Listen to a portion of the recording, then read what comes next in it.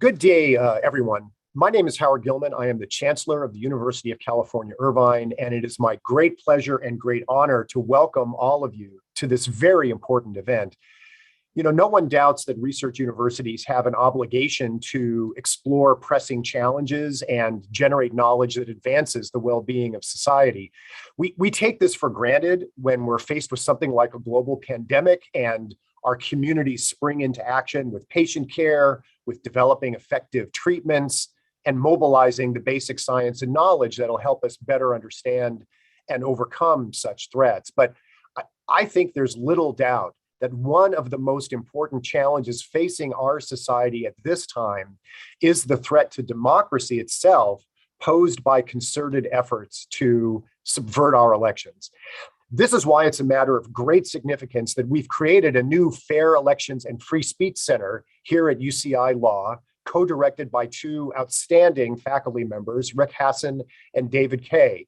The center will be looking at issues of democracy, fair elections, and free speech, both in the United States and around the world. And I can't think of a more important time than now, and two better suited experts in their respective fields to launch and lead this urgent and timely center. This conference is one of the very first events hosted by the center. As will be typical of the activities of the center, it brings together a wide range of interdisciplinary experts who can shed light on these very real threats to democracy from a variety of perspectives. And it also brings academics into contact with real-world decision makers and leaders. I have no doubt that the very future of American democracy is at stake, something that became abundantly clear in the wake of the 2020 presidential election, the January 6th attack on the Capitol, which was designed to disrupt the certification of that election, and the subsequent efforts in too many state legislatures to undermine the fragile safeguards that allowed just barely for a successful transfer of power. Whether we can hold a successful presidential election in 2024, I think will depend entirely on what we do now and in the coming months and years.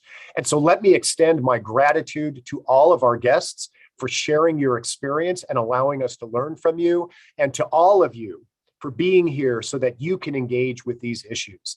And now it is my distinct pleasure to hand the floor over to one of the co-directors of the UCI Law Fair Elections and Free Speech Center, Chancellor's Professor of Law, Rick Hassan. Rick? Thank you so much, Chancellor Gilman. Thank you for the kind words, for your strong leadership on free speech issues, and for your unwavering support for our new center and for our law school. I'm Rick Hassan, Professor of Law and co-director with my great colleague, David Kay, of the new Fair Elections and Free Speech Center here at UC Irvine School of Law. Established in 2021 after the contentious 2020 US presidential election, which culminated in the dangerous January 6, 2021 insurrection in the United States Capitol, the Fair Elections and Free Speech Center at UCI Law is unique among US and global institutions in that it's dedicated solely to advancing an understanding of and offering means to counter threats to the stability and legitimacy of democratic governments, exacerbated by the unregulated growth of digital media and other technological changes in mass communications.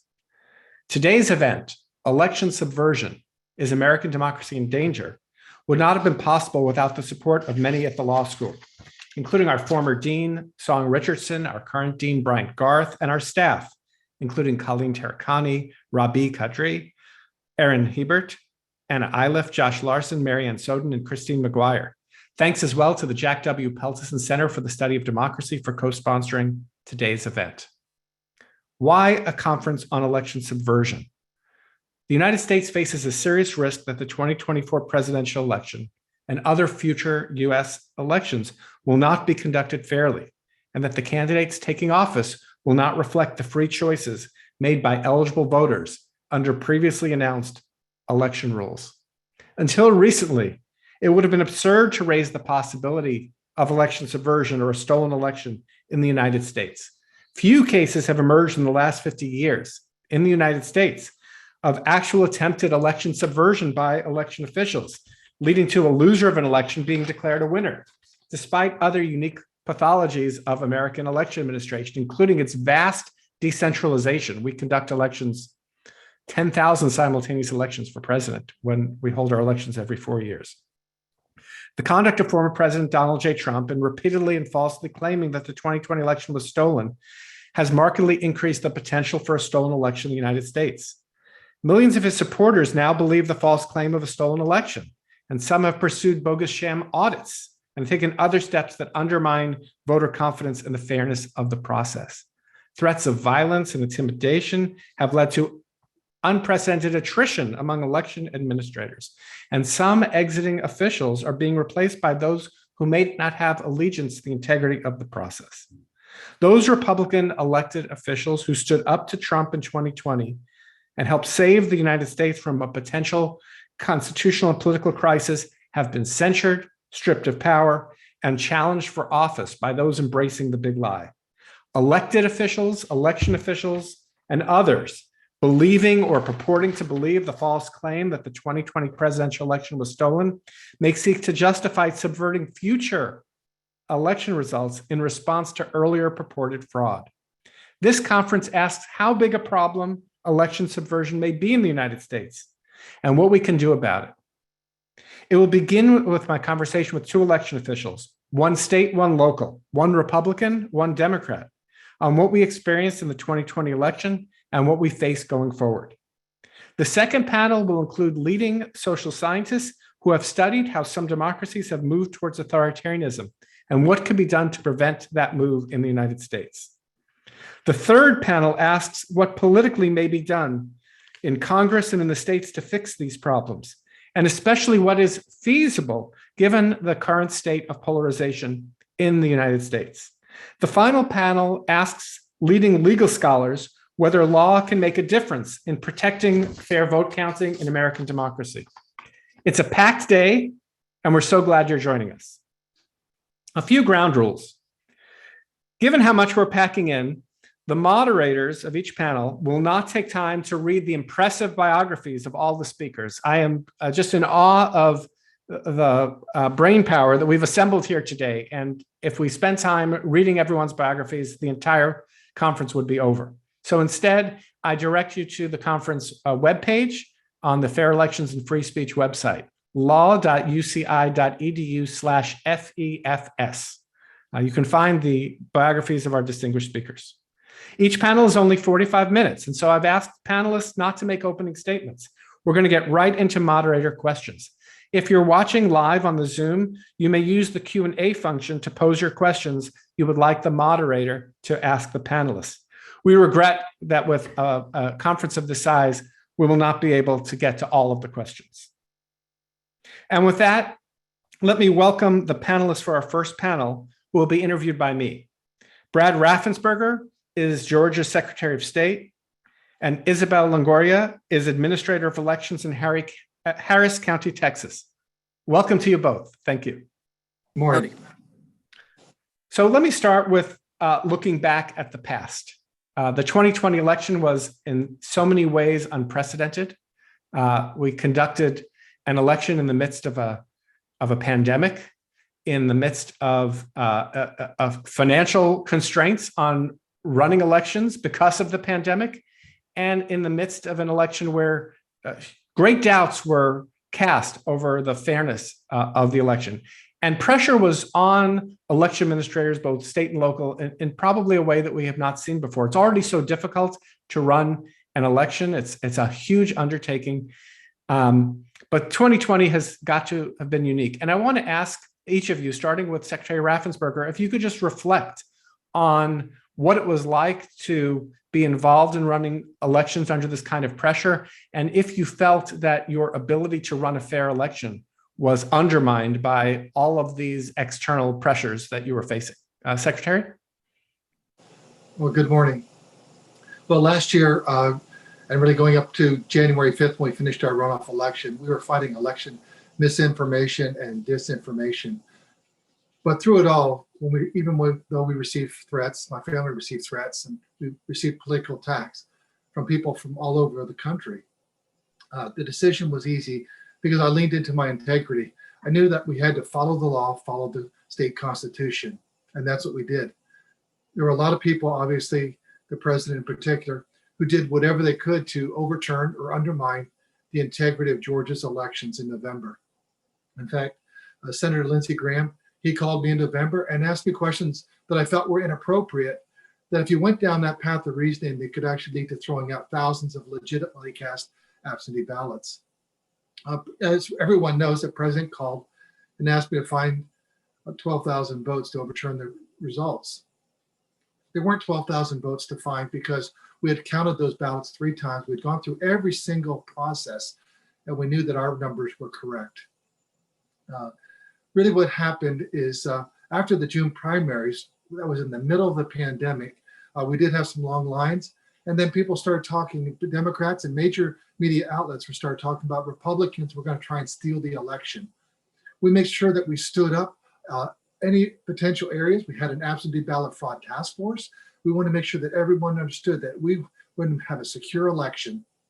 And so Georgia has been under this attack.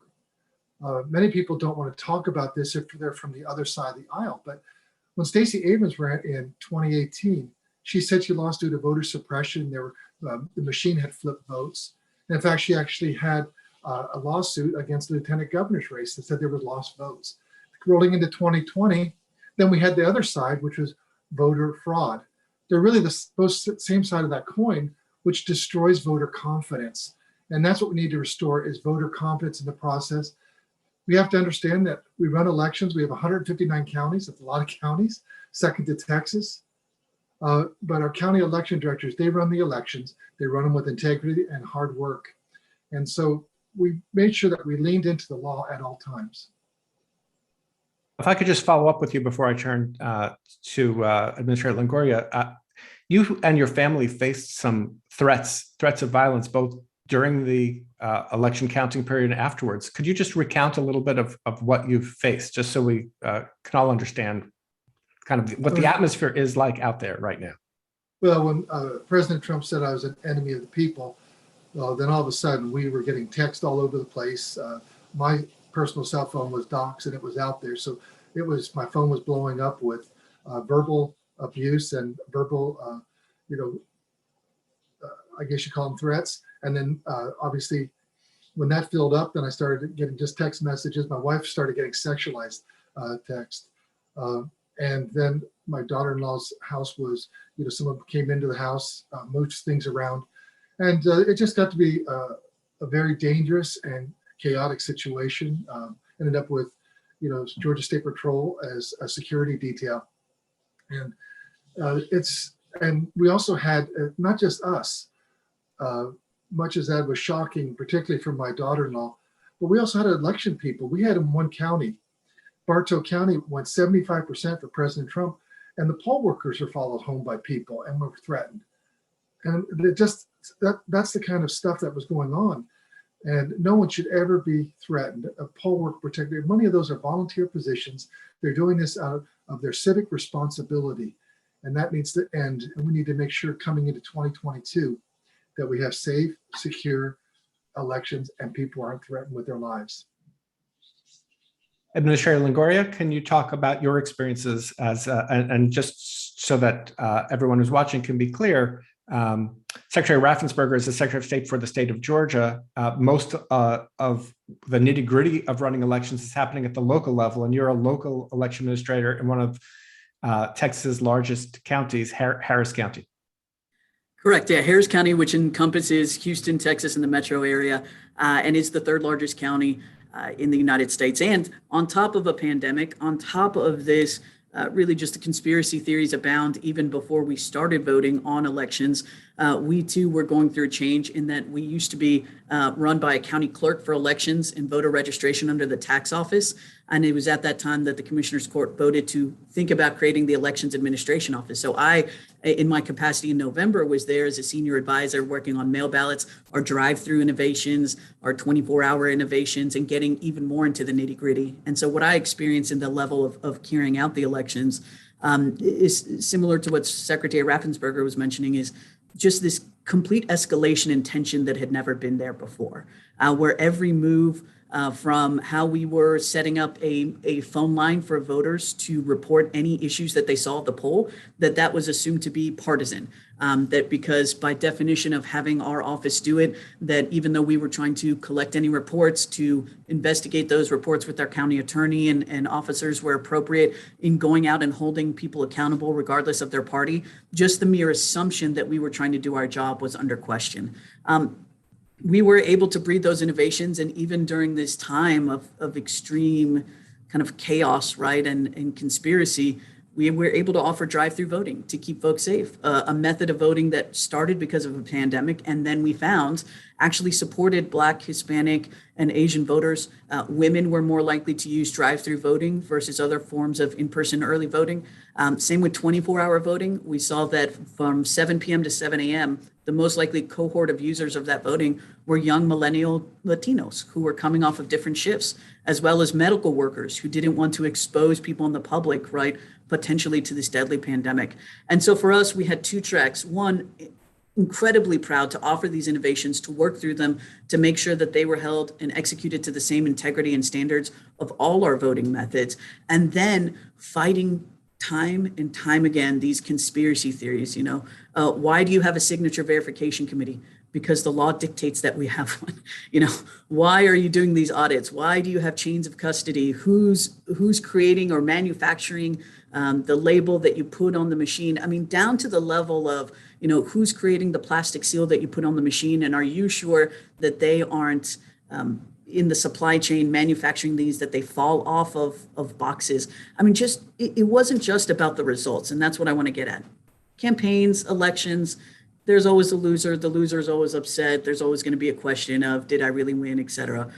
But the difference is that it's now getting into how we conduct the elections, who is conducting the elections, and these conspiracy theories that you can only cook up in movies about the level that people will go through, when what we really know is that other than human error from judges here and there, no one is mounting some big conspiracy theory to sway an election other than campaigns who campaign to bias people in order to vote for them. But that's it. There is no large fraud. There's no Russia. There's no China coming in with special ninjas to break into our machines. It is just our undoing in our own conspiracy theories. And I think a long-time trend that we've seen too, that government is to be suspected for everything going on, instead of seeing us as we truly are, and I'm an elections nerd, a public servant who can think of nothing greater in the world to support free and fair elections through democracy. Let me stick with you and move from the past to the future. Do you see this moment in time and the kind of undermining that Donald Trump engaged in of the integrity of the election as a one-off, something that's going to pass? Or do you see things getting progressively worse as we look forward to 2022 and 2024? I think it's interesting. Two things. One, hanging chads, right? Again, there's always been questions on elections. There's always been questions on results. That is completely natural.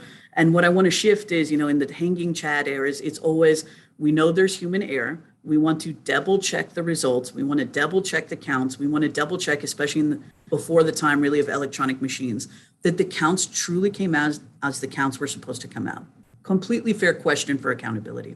And now what we're seeing is, again, even before voting, we had poll watchers, we had attorneys from the Republican parties and Trump campaigns coming and asking us who's working, what are they working on, questioning our integrity before there was even a problem to question. And I think that will continue.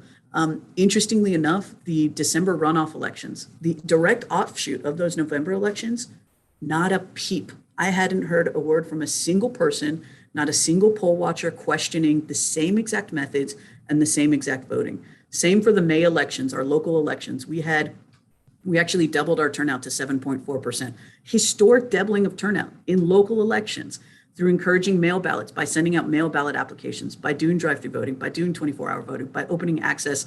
Not a single peep from a single poll watcher from those same campaigns, not a single word. I can barely get the press to cover it so that voters know to come out. And yet we're still talking about last November. I have an election this November, and we're still talking about last November. We have primaries in March, and we're still talking about last November. So I don't know that this conspiracy theories will still be applied to future elections. I think that at some point we're going to spin out and tire out, and the fuel will be lost on talking about last November. And all those who believe in conspiracy theories will continue to believe them, but only about last November. And my question is, if you really think elections are being conducted inappropriately, you would think that they are being conducted inappropriately for every election, but apparently it only matters for the November 2020 presidential. Secretary Raffensperger, turning the same question to you. How do you see this 2020 in relation to the future in terms of where things are going? I think that January 6th was probably a hinge point. I think when we saw the video of what happened up in the Capitol, I think in many respects, that was almost when we saw what happened on 9/11. That was a hinge point in our history also. And I think that many people, after looking at January 6th, said, this has gone on too far. And so you have a strong pullback, and people understand that we need to make sure that we have fair and honest elections, that everyone knows what the rules are. But also at the end of the day, we have to move on from the election, and we can't be questioning results all the time. You know, our place to really decide who the next elected official will be is prior to that election. When people show up, the election officials are doing their job. They just want to do their job, put their head down, and make sure that they tabulate everything. They have a process. It's a very detailed process. And as was just said, people weren't questioning the process before, but there was a huge misinformation, disinformation campaign, which really destabilized many segments of American society. I think the challenge that we have as Republicans is that right now our party is really fractured, that many people are looking in the past, and a lot of other folks are looking at the future. And that's not helpful for us. The other side is probably laughing with glee as we fight amongst ourselves and have this Hatfield-McCoy struggle. So we need to look forward. I think that we need to really restore character at all levels. I think that's very important. And I think we also need to restore moral courage of elected officials. I think they stand up and say, no, that was a fair and honest election. And I'm sorry that our side lost, but we need to figure out how we can build a coalition that we can win the next one. I want to stick with you and ask you, just in the context, you're an elected official, and I think over 30 states have their secretaries of state elected in a partisan office. You're going to have to run in a primary. One of the people you're running against in a primary is Jody Hice, who's a congressman who has endorsed Trump's false claims that the election was stolen. How do you win a Republican primary? It seems like you have to tack to the right in order to win that primary. And I can't tell you how many angry emails I've received for including you on a panel on election integrity, despite the fact that you heroically stood up to Trump. It was maybe the most famous incident in the 2020 election, because people have said that you have embraced subversion itself by endorsing the SB 202, the Georgia law that is going to make it easier to have takeovers of Democratic counties like Fulton County. And so how do we understand kind of the pressures you're under? And how do we know when, for example, someone is acting out of a desire to deal with election incompetence versus trying to get partisan gain when all of our elections for Secretary of State are partisan to begin with? Well, there's a lot of questions packed into that little segment there. But first off, Senate Bill 202, which was our election reform measure of 2021, we've actually increased the number of days of early voting, mandated that all 159 counties will have 17 days, 3 weeks plus 2 Saturdays of early voting.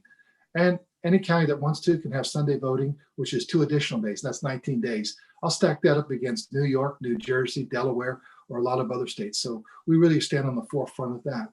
What we also did is we moved away from signature match. And what people need to understand, that we've been sued by both the Democrat Party and the Republican Party on signature match. They said it was subjective. And yes, it is. And when I ran in 2018, I said we need to move away from signature match and move to photo ID using driver's license. That's what they've been using in Minnesota for over 10 years. So if Minnesota's been using it for 10 years, we're going to use it. Texas is going to be using it. More states are going that way. It's a red state, blue state. It's a nonpartisan way of doing your identification of your absentee ballot holders. The one thing that we did is we do have an accountability measure, finally for the first time, that if you have a county that can't run an election, and in Fulton County, we have reports going all the way back in the 1990s of all this management, dysfunction. And so if they can't run an election properly, then the state election board can come alongside them. They can replace it, and that would be a strong measure. But they also can say, what is your program that you're actually going to improve this funding for the people of Fulton County, which, because Fulton County represents 10% of the people, it really impacts the entire state. Everyone is tired of Fulton County's mismanagement and dysfunction. And so there's an accountability measure, but it'll be used thoughtfully with the rule of law, with a due process. They'll have a review panel that consists of one Democrat, one Republican, and our general counsel. So the state election board doesn't want to take over county, but they do want things to be improved. So I think it's a very balanced, measured approach. And I believe that people should understand that's what we want in Georgia, is balanced, measured. We want to be thoughtful. We want to make sure that we count every legal vote. So that, I think, answers most of your questions there. But if I missed one, shoot it back at me and I'll. Well, let me just push you a little more on this, running as a Republican in a primary against someone who's claiming that, and if you look at the polling, if not a majority, at least close to a majority of Republicans believe that the false statement that the 2020 election was stolen. And so I just saw a column calling you the underdog, which is unusual for a Secretary of State's race to get any coverage nationally, but calling you the underdog in this race against someone who is embracing the lie. So how do you run an election like that without having to embrace the same kinds of claims that were being made by Trump? Well, it's very interesting that the congressman that I'm running against, he certified his own race with those same ballots, and yet somehow he did not certify the president's race. And that's a double-minded person. And as a pastor, he should know better than that. But I'm going to stand on the truth. I understand that eventually it all will come out in the wash. It already has. There's a report that's coming out in Maricopa County that says that, if anything, Joe Biden actually got more votes than Donald Trump in Maricopa County after all the months that they've spent on that. But even when you hit people right across the side of the head or the front of the nose, they don't want to believe the truth. And that is that President Trump did not carry the state of Georgia. As a Republican, I was disappointed, but those are the facts. A person of integrity expects to be believed, and when they're not, they let time prove them right. Turning back to you, Administrator Longoria, you're in a kind of different position. You're a Democratic elected official in a blue city in a red state. And one of the main things that the recent Texas law that was passed to deal with elections did is strip you of your power to do things like run 24-hour drive-through voting. Can you talk about your ability to run a fair election when it seems like the state is taking steps that are interfering with how you would normally run an election to increase enfranchisement? And also just breaking news from last night, right after Donald Trump said that there should be a, quote, forensic audit, whatever that means, of elections in Texas. It was announced by someone, since your state doesn't have a Secretary of State right now, that Harris County is one of 4 counties, I believe they're all Democratic counties, that are going to be subject to this audit. So can you kind of give us the picture in Texas and how you think that potentially affects election integrity? So I'll be remiss. I'll make one distinction, Professor. An elections administrator is a nonpartisan by law position. So I can't make any endorsements. I can't donate to any campaign. So whatever my personal beliefs might be, I execute the office in a nonpartisan manner. So just the county attorney would be mad if I didn't make that distinction.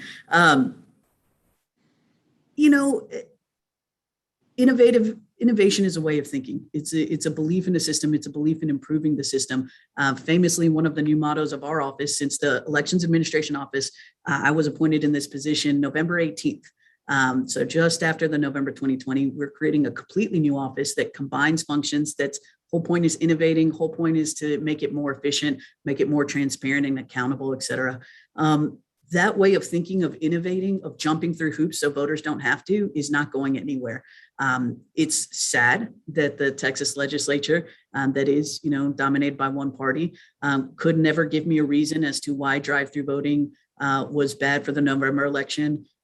Again, we hosted it in 5 elections and no one had a question until the November presidential. Famously, I would go testify in front of the legislature, and even the authors of the bill did not know that we continued to use drive-through voting for multiple elections, not just November. Same with the expanded hours. Same with sending out mail ballot applications. I, as an official, have the duty to let people know, to educate voters on their rights and eligibilities for voting, including mail ballot voting.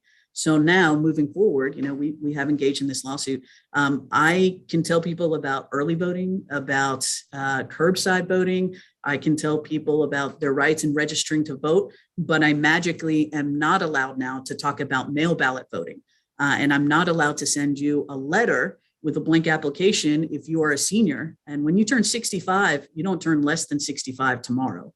And so it's this really odd carving out that is oddly specific, again, to the interim county clerk, Chris Hollins, and what his innovation started and that we continue in this office. Listen, they knocked down 3 things that voters love. I think the voters are going to be really upset come next December. We'll still have them for this November, for the primaries, for the gubernatorial elections coming up, that they don't have those methods of voting that made it easy, fair, and accessible. But we've got other things up our sleeve. There's other ways to promote access. And so the idea that it's almost like playing, the smash the gopher with the hammer, right? Okay, so you stop drive-through voting, incredibly popular and accessible way of voting. We have other things that we're working on. We're working on voter registration. We're working on making mail ballots easier to use for voters. One of the things, since you're an election nerd, that I'm proudest of in our innovations that has not gotten stopped, hopefully I won't get stopped by speaking of it today, is that on our mail ballots, we used to have basically a 13 to 15% rejection rate average, because people would put the wrong envelope. So you put your carrier envelope and your mailer envelope, you would sign it incorrectly because it was all 3 white envelopes that differed only by 1/4 of an inch with small black text. One of the innovations I worked on last July was adding colored barcodes, blue, green, purple. You put your mail ballot in the green, you seal it, put that in the purple, sign the purple envelope, put that in the blue envelope, send it back to us. Our rejection rate and our calls for how do I fill out my mail ballot application went down to fractions of 1%. That is a 10% difference. We were able to accept, and because of improvements in our signature verification process, we took on a cure process for voters that with SB1, the state is now mandating for the rest of the state. They don't give Harris County credit for that. That's okay. We moved our rejection rate to 0.3%. 0.3% as we increase the use of mail ballot voting. So you want to get rid of the big flashy stuff, that's fine. But I'm an election nerd who's in it to take care of the details as much as the big flashy stuff. So I guess in summation, come and take it, because I got a lot more where that came from. Let me stick with you and move away from the minutia and to the kind of 30,000 foot level. I love minutia, or I wouldn't be an election law person, but 30,000 foot level. If we're trying to protect the integrity of American elections so that the results that are announced are that of a free and fair election without intimidation, without interference, how do you think power should be divided across the local, state, and federal level? Whose job is it, or is it everyone's job, and how to assure election integrity? I'll ask you first, and then I'll ask the same question to Secretary Raffensperger. We have this super divided, weird system, right? So most other advanced democracies, when you hold an election, a national election, it's conducted by a national body, but we don't do that here. So we have new challenges about diffusion of authority. So do you have some views on that bigger question? It's good to have checks and balances in a democracy, right? At the local, we have the check of the state has the check of the federal, the legislature has the check of the judicial and the executive. There's good checks and balances. I struggle with this question. I know you pitched it to us, because even if we had one federal organizing entity and they were in charge of hosting all elections, you would still, by definition of having such a large country, have to divide it into smaller regions, right, that are executed at a local level by different people. So even though the rules might be the same, you still have to depend on the integrity of any one individual. And I think that's what makes this a difficult question. So I think Secretary Raffensperger might join me in that we have to promote ourselves, get to know who your election officials are, not just us, get to know them in the smallest counties, and make sure that you believe in their integrity, that the people voted in that ethics and integrity is one of the main questions you ask, not just, to your point, the nerds who like to get into the minutia. And it's that question, again, of not just returning the concept of ethics and integrity to public service in elections, but can you trust that us as election officials, as public servants, are here to perform the duties on behalf of you all as the public and as the voters? So it's a tough question. Yes, you could have equal laws. I'm gone on record for petitioning for that I think Texas has gone way in one direction, way in one extreme direction. And we do need intervention now at the federal level to say, you get a checks and balance, but you have gone way outside the metes and bounds of what is average, even for the rest of the country. And so I do believe in checks and balances. Does it always go my way? No, but I respect that we need checks and balances throughout the system. Secretary Raffensperger, same question to you about the proper mix of local, state, and federal rules and for running elections and assuring that the results are fair and accurate and that we can hold a fair election? Well, people need to understand that America's system is unique, and it's really been, it's worked well over the years. It's very diffused, and that's a good thing. When it's all centralized, then you really need to be even more concerned about if you had an issue with hacking from some foreign actor. But because it's pushed out in Georgia, in our 159 county, Texas probably has 200 plus counties, but all the other states, it's a very diffuse process done really sometimes at the township level or the county level in Georgia. It's 159 separate elections. And the Constitution was very clear about that. But here's what people need to understand also about the rest of the world, the Western democracies. When they have a national election for their quote, prime minister or their president, then you're just voting for that one office. Take a look at our ballot in Georgia. You have the president, then you have obviously some US senators, our congressmen, and it goes all the way down to your county commissioners that are be on the ballot, your local county sheriffs, the water and sewer board, all those. You have probably 20 different races on that single ballot. And so it really is more of a local election. And then we just throw the presidential race every 4 years kind of on the top. And that's why it really makes the most sense that it's done locally. In fact, what we'd like to see from the feds, we'd like to see them work on a bipartisan nature. So some of the biggest impediments we have is really being able to update our voter rolls during the election year.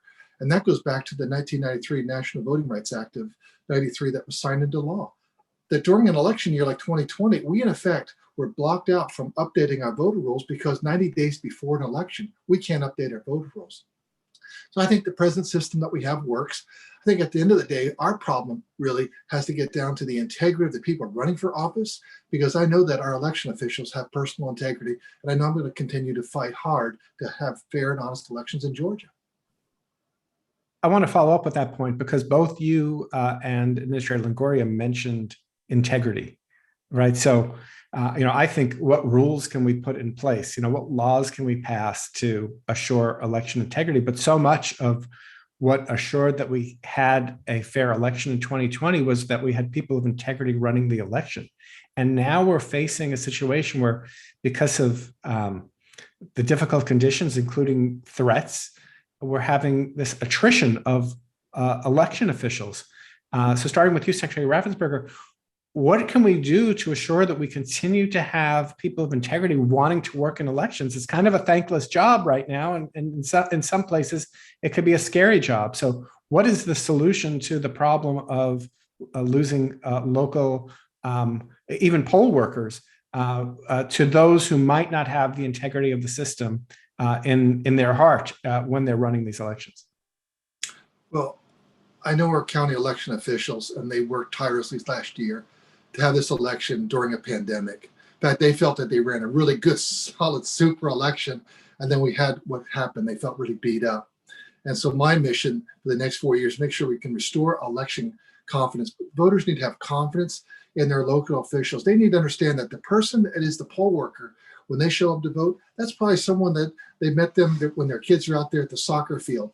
They met them at Kiwanis. They met them at Rotary. They may perhaps at church or some other organization, PTA, that these are your neighbors that are volunteering to be your poll workers.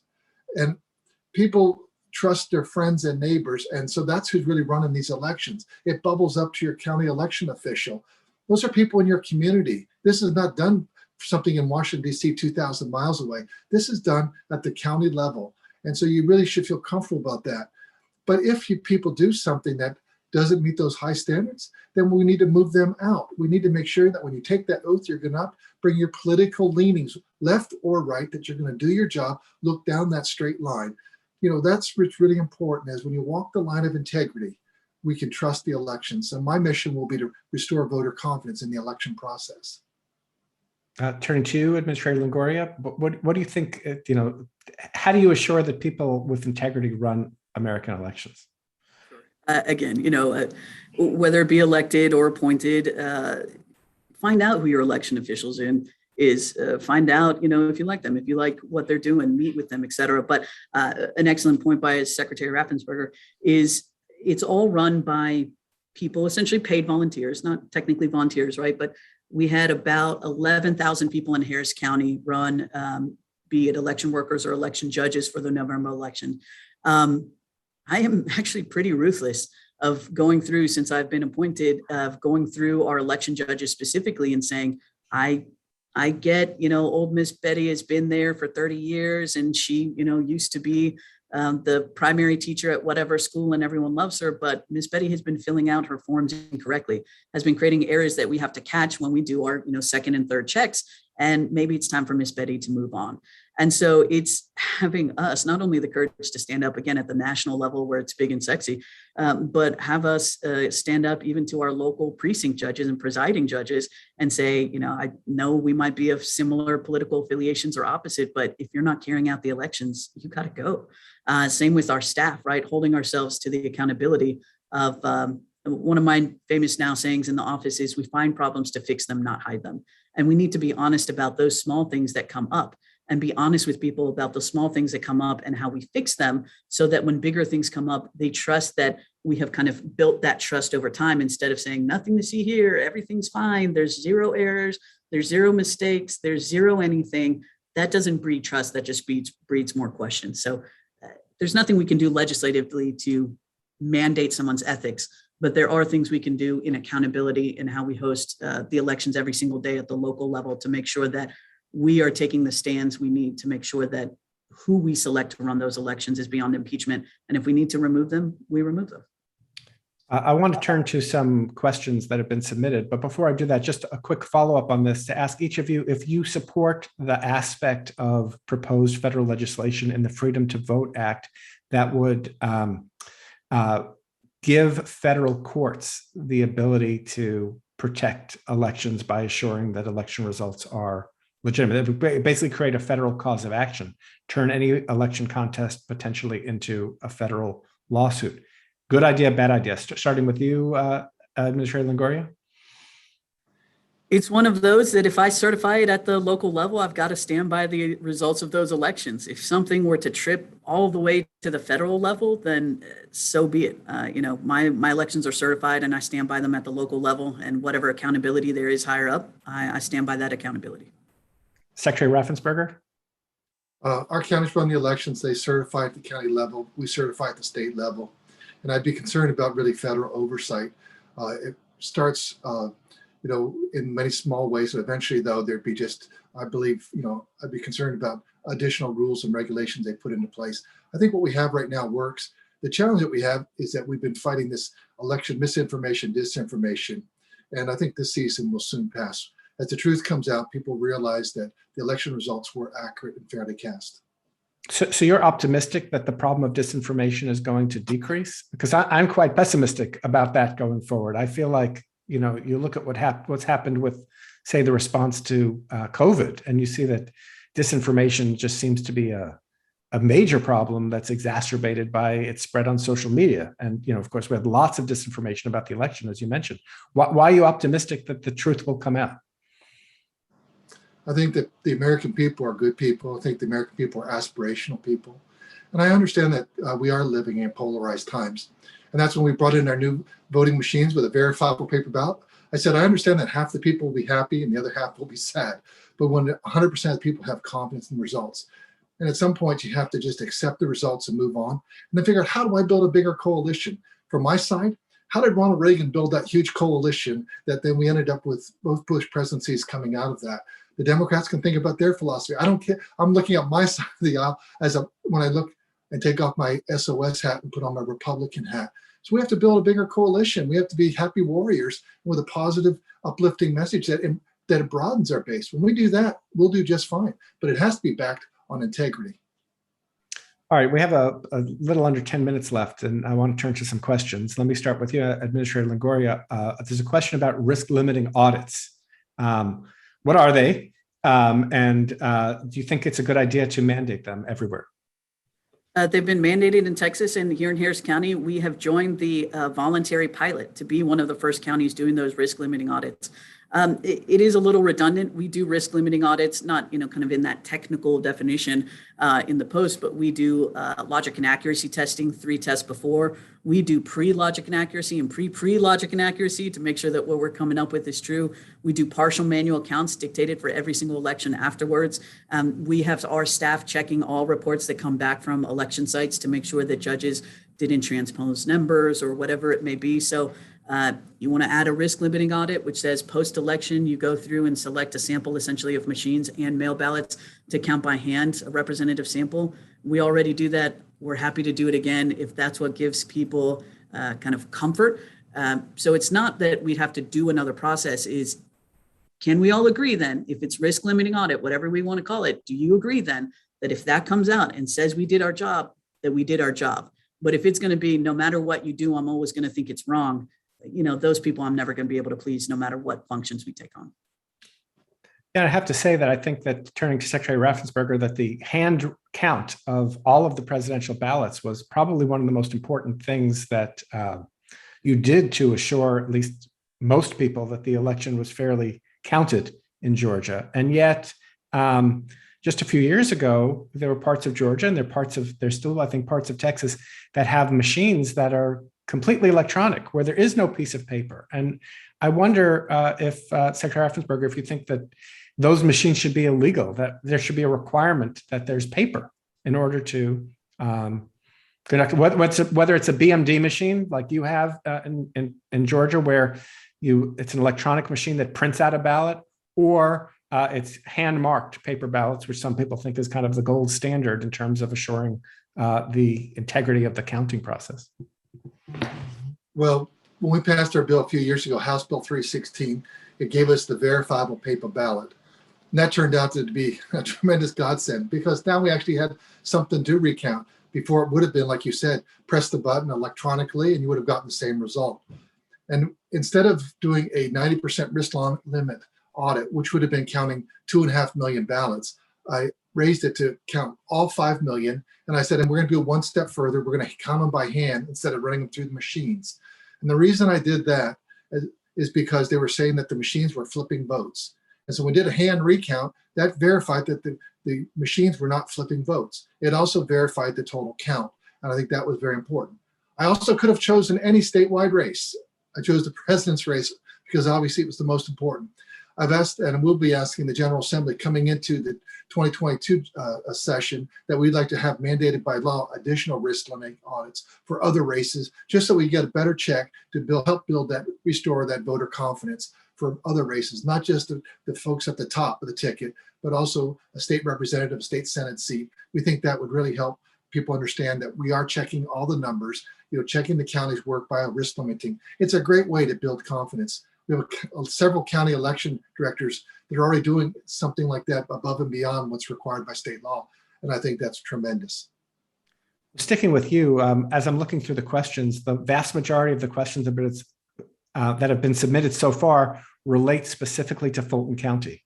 And so I already asked you about this, but let me just go back for a minute to this. This new state law, SB 202, allows, which I think you're no longer on the board that makes the decision, but allows the election board to investigate and consider a takeover of local counties in the event that they're engaged in incompetence in election administration. You've already said that you think that Fulton County has a history of incompetence, but there are a lot of Democrats and a lot of election integrity advocates who think that you're doing this for political reasons.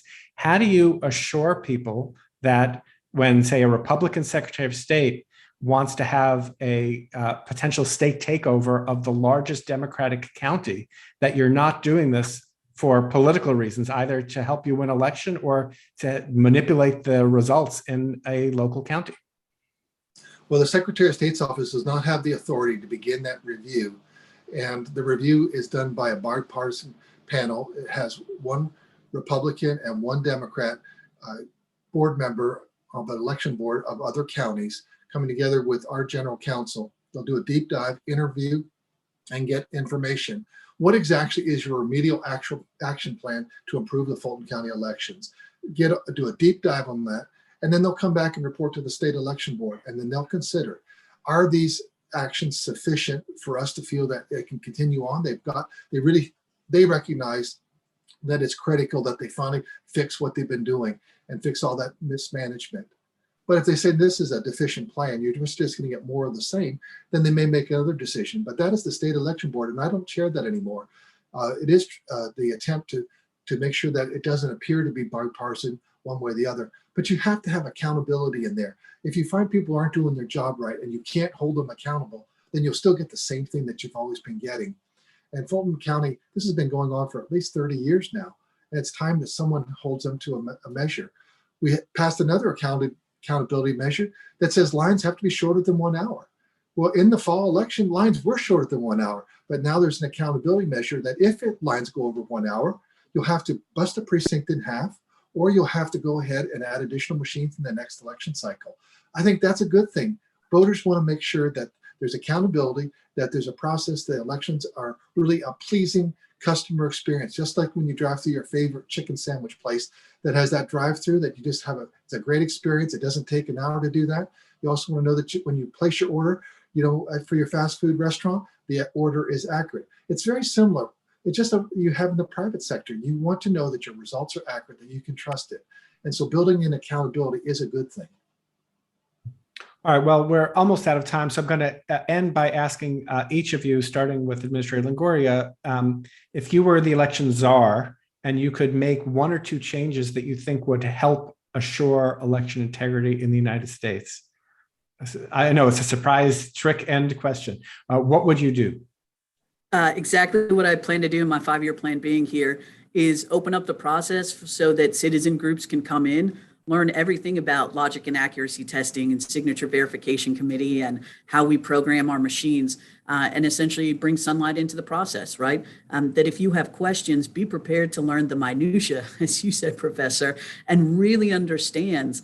But if you're speculating from the outside, if you're being a backseat quarterback, you're never going to be able to delve in and truly believe us. So if I'm czar, I open it up to citizen kind of cohorts, like leadership classes, et cetera, to get people more involved in the process. If I could just quickly follow up before I turn to give Secretary Raffensperger the last word. Some have argued that too much transparency is actually a bad thing because it allows for people to start asking these really arcane questions that lead you down the path of conspiracy theories and not truth. Like you were talking about the plastic band that's keeping things closed on the election machines. Do you think too much transparency can be a bad thing? I'll always stand on the side of, again, transparency and ethics is not just about our actions, but the perception of our actions as well. And so if I can bring more people in, if I can show them the process, if I can answer their questions, and to your point, if you're a conspiracy theorist who's just there to break down every step of the process, then you're not coming in with an open mind. But I think the vast majority of folks I talk to, when I get a chance to sit down with them, to explain to them, to answer their questions, they feel more comforted by the fact that someone is willing to open the doors and shed light and answer the questions that they hear thrown about in the media and others. So I'm always going to err that more information is good. And quite frankly, if we didn't believe that, we wouldn't believe in education. Secretary Raffensperger, last word to you. What, if you were election czar, what one or two changes would you make to best assure election integrity? I think that we need to make sure that our counties have the resources to do their job well.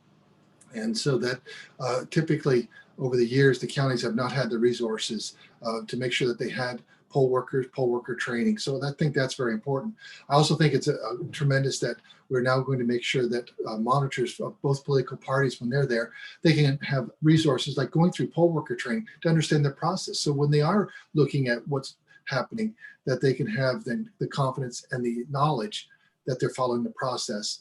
I think that's very good. I think transparency, I don't believe that you can ever have enough transparency. So whenever we can have transparency without making sure that we don't release people's private information of, in the voter database, but to make sure that there's transparency, I think that's very good.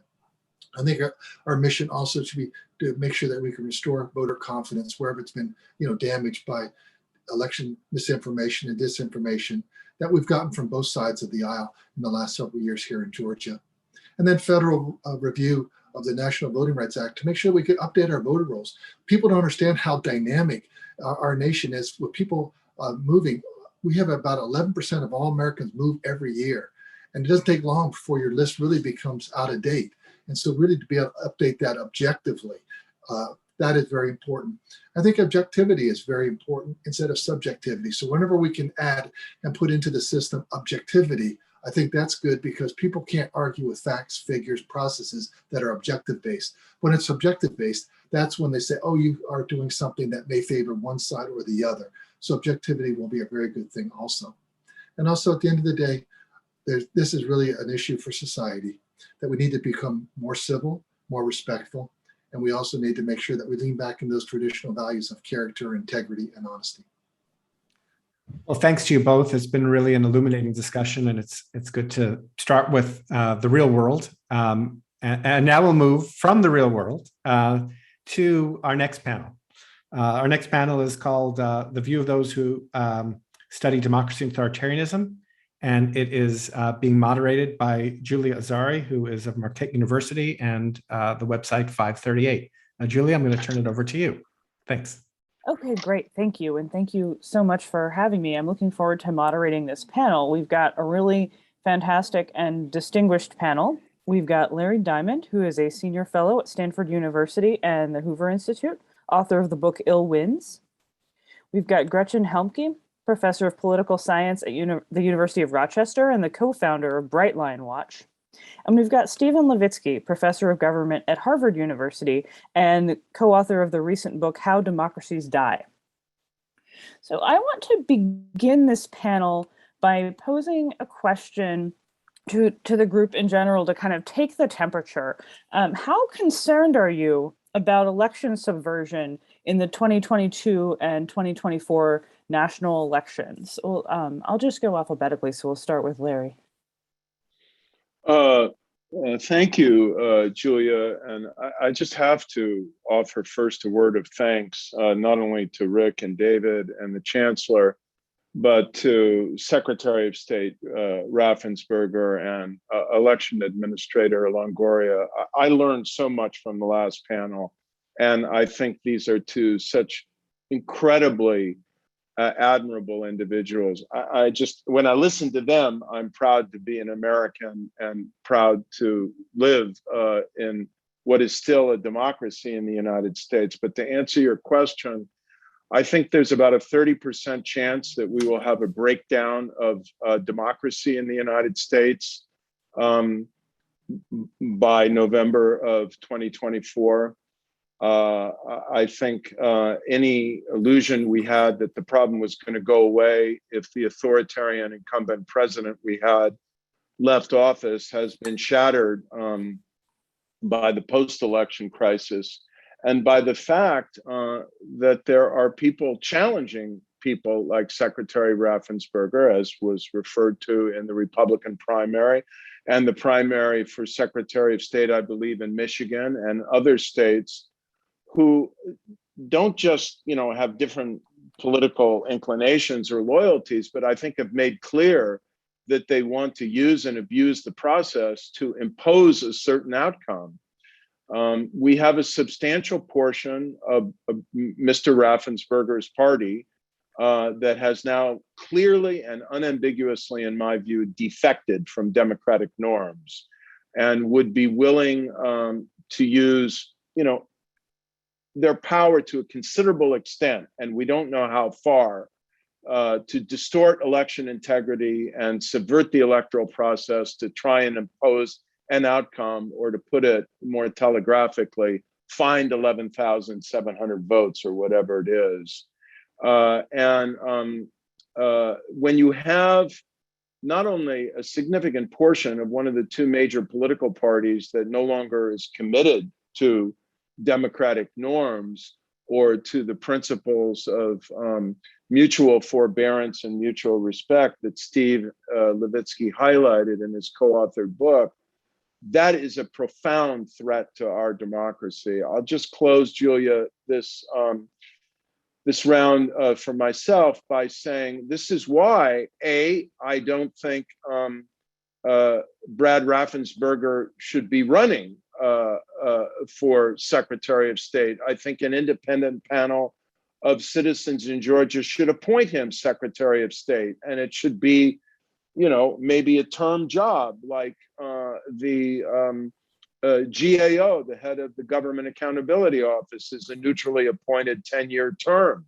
It would be perverse to have the head of the GAO in the United States running as a partisan electoral official.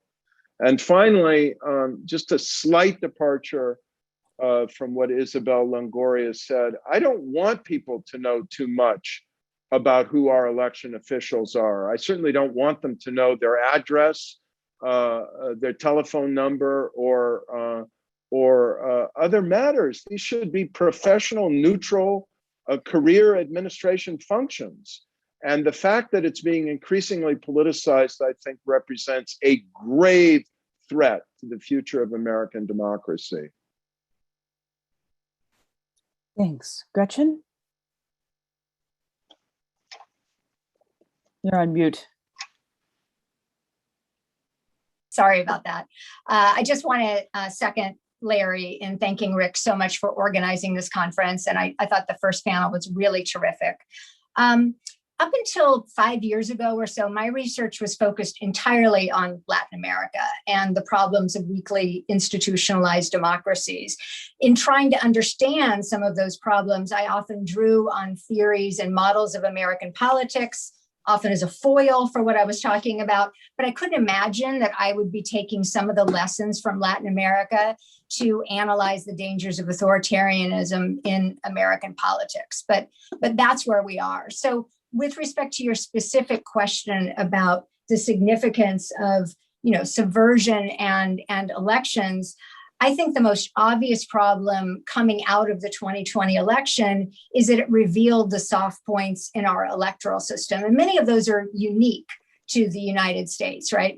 Rick mentioned some of those in the beginning, how decentralized it is. And of course, the arcane nature of the Electoral College that really doesn't have any parallels with other systems around the world. I think what this has done is that it's set the stage for those who are interested in subverting the election to basically shift their tactics and potentially be much more effective in 2024, which is really concerning. I also think, though, in a kind of 30,000 mile above view, I think it's fundamentally shifted both citizens and elites' beliefs and expectations about the sort of behavior that is tolerated in a democracy and the sort of behavior that constitutes a fundamental transgression against the rule of law. So in a sense, I wonder if in hindsight, we'll see the 2020 election as a sort of antithesis of something like the Glorious Revolution, which scholars have long touted as a kind of key event that convinced both citizens and leaders alike that there were certain bright lines that leaders could not cross without being punished by citizens. So if on the one hand, the Glorious Revolution established the bright lines that form the basis of liberal democracy going forward, is it the case that 2020 has threatened to basically erase those bright lines for democracy in America? Now, of course, Trump was not ultimately successful in what he sought to do in 2020. And in terms of elites, I would argue that the bright lines actually held, right? Courts struck down the administration's claims of fraud as frivolous. Local officials, Brad Raffensperger being the foremost well-known of those, upheld the law. Election officials and administrators did their jobs, and ultimately Congress and Vice President Pence certified the election. Yet it's also shocking how many congresspersons still objected to the certification immediately after the insurrection, and how many of those who did certify the election have been or are being targeted. So in terms of key events being crucial for actors sort of seeing what the basis of democracy is, I fear that the broader signal is that those who stand up against autocracy are being punished. And this is obviously a deeply toxic and troubling lesson of the 2020 election. Great. Steve? Let me also thank Rick and the organizers for this conference, and also putting me on a panel with two old friends and two of the smartest people I know, who have said most of what I would have said. But let me agree with Gretchen and Larry that I am gravely concerned about the 2024 election. I think there is one thing that both Larry and Gretchen pointed out is that our electoral system is pretty vulnerable to abuse. It is, Gretchen mentioned soft points. It's very easy to politicize our election system if a particular party has the will to do so. So fortunately, the stakes of US elections were, for most of the last century, were not sufficiently high that one party or another had the will to steal election. But if a party has the will to steal an election, the capacity is there to politicize and to effectively use constitutional hardball, use the letter of the law to subvert the spirit of free election. I think that's become very, very clear in the last 9 months. What's really been shocking for me, and what's really changed for me, is that it's now much more so than when we wrote How Democracies Die. It is very clear to me that the Republican Party as a whole has the will to subvert democracy. When we wrote How Democracies Die, Daniel and I were actually fairly optimistic about the Republican Party. We assigned the Republican Party great responsibility for having dropped the ball and nominated Trump and supporting Trump, but we expected that there would be at least a significant faction of the Republican Party that would be able and willing to constrain Trump, that would actively defend those bright lines that Gretchen is talking about. And that has, I think, it was made very clear, not before, but the 2 months between the election and in January 2021 made it very, very clear that the bulk of the Republican Party was willing to engage in anti-democratic behavior. Juan Linz, I think, still is a scholar of authoritarianism and democratic breakdown in the 20th century, was probably clearest in delineating what democratic behavior is. And he argued that in order for us to consider a party or a politician to be a fully democratic actor, a loyal Democrat, they've got to make it unambiguously clear that they accept elections as the only route to democracy. They need to unambiguously and under all circumstances reject and eschew violence. And they need to unambiguously and under all circumstances break with anti-democratic extremists. The Republican Party leadership ceased doing all three of those things in November 2020, December 2020, and January 2021. And as long as that's the case, as long as the Republican Party is not committed, not just to democratic norms, but to democracy, our elections are going to be made. All right.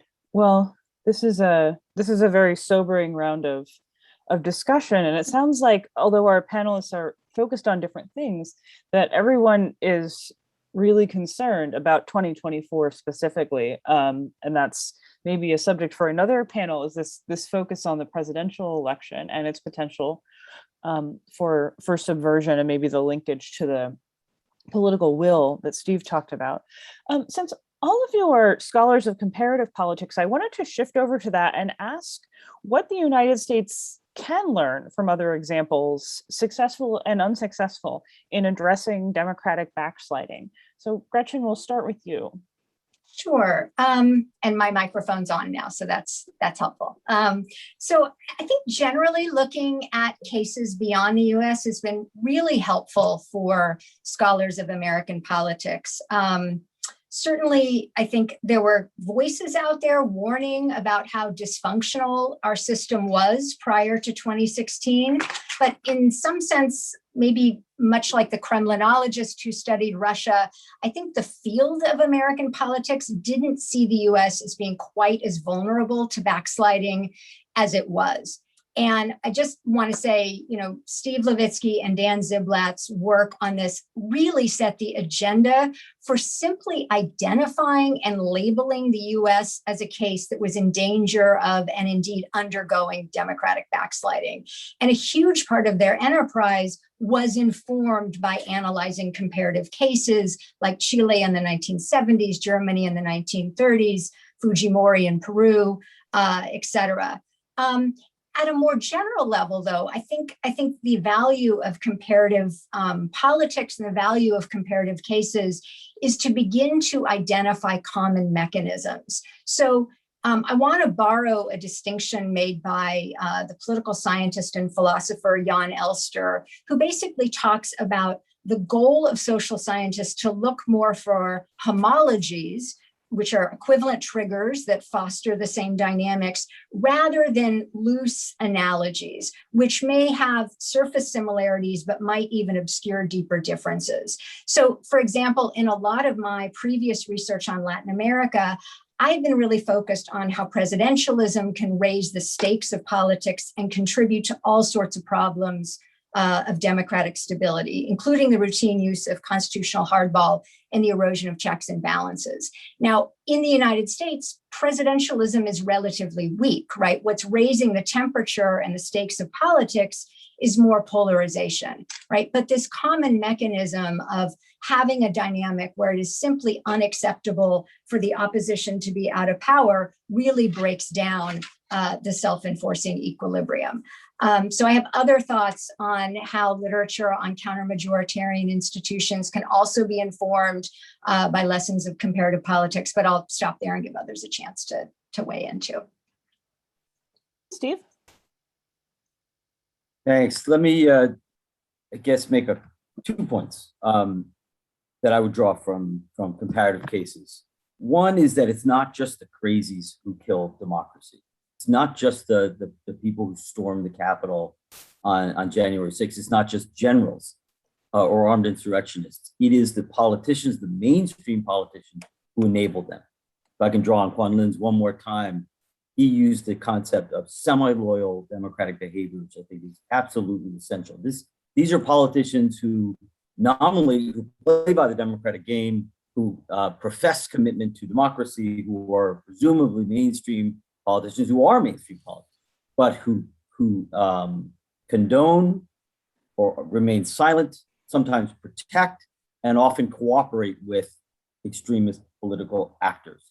And the great danger is not so much the folks who stormed the Capitol, or even the folks who tried to steal the election in 2020. But what worries me the most is watching the bulk of the Republican Party not take action against it, remain silent about January 6th, remain silent about Donald Trump's open effort to steal an election, to overturn an election, and to remain silent about the behavior of politicians like Marjorie Taylor Greene while taking punitive action against politicians like Liz Cheney.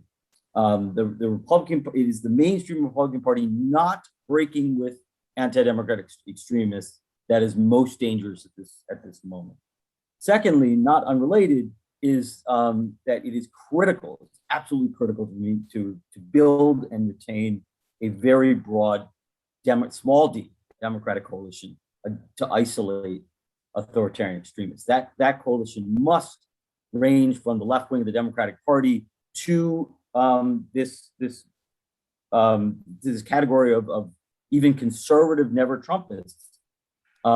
If authoritarians are going to be stopped, and this is something that both it's very important that Republicans who remain silent thus far essentially defect from Trumpism, that we break cleanly and publicly from Trumpism, but it's also really important that progressive Democrats embrace these defectors, that progressive Democrats not reject coalitions with conservatives, small d Democrats who break with Trumpism. Let me stop there. Okay. And Larry. So I'll just hit, I've got 5 points, so I'll have to be brief. The first is that I think we learn from the work that Tom Ginsburg and Aziz Huq have been doing, including the article in the Journal of Democracy, which I highly recommend is relevant for this, Democracy's Near Misses, that the state infrastructure is actually very important to the ideally nonpartisan dimensions of the state infrastructure. And literally, so electoral administration and preserving its neutrality, other elements of the state bureaucracy, and very crucially, as we heard perhaps from Gretchen or Steve or you, the judiciary and the way it held in 2020. And so preserving these elements, and now we're hearing, I don't want to throw a hand grenade into this, but the role that the chairman of the Joint Chiefs of Staff played in trying to contain the potential for misuse of the military. Secondly, I want to echo what Steve said. I think the real lesson of containing potential democratic backsliding or reversing it is that the peak authoritarian option must be defeated in an election.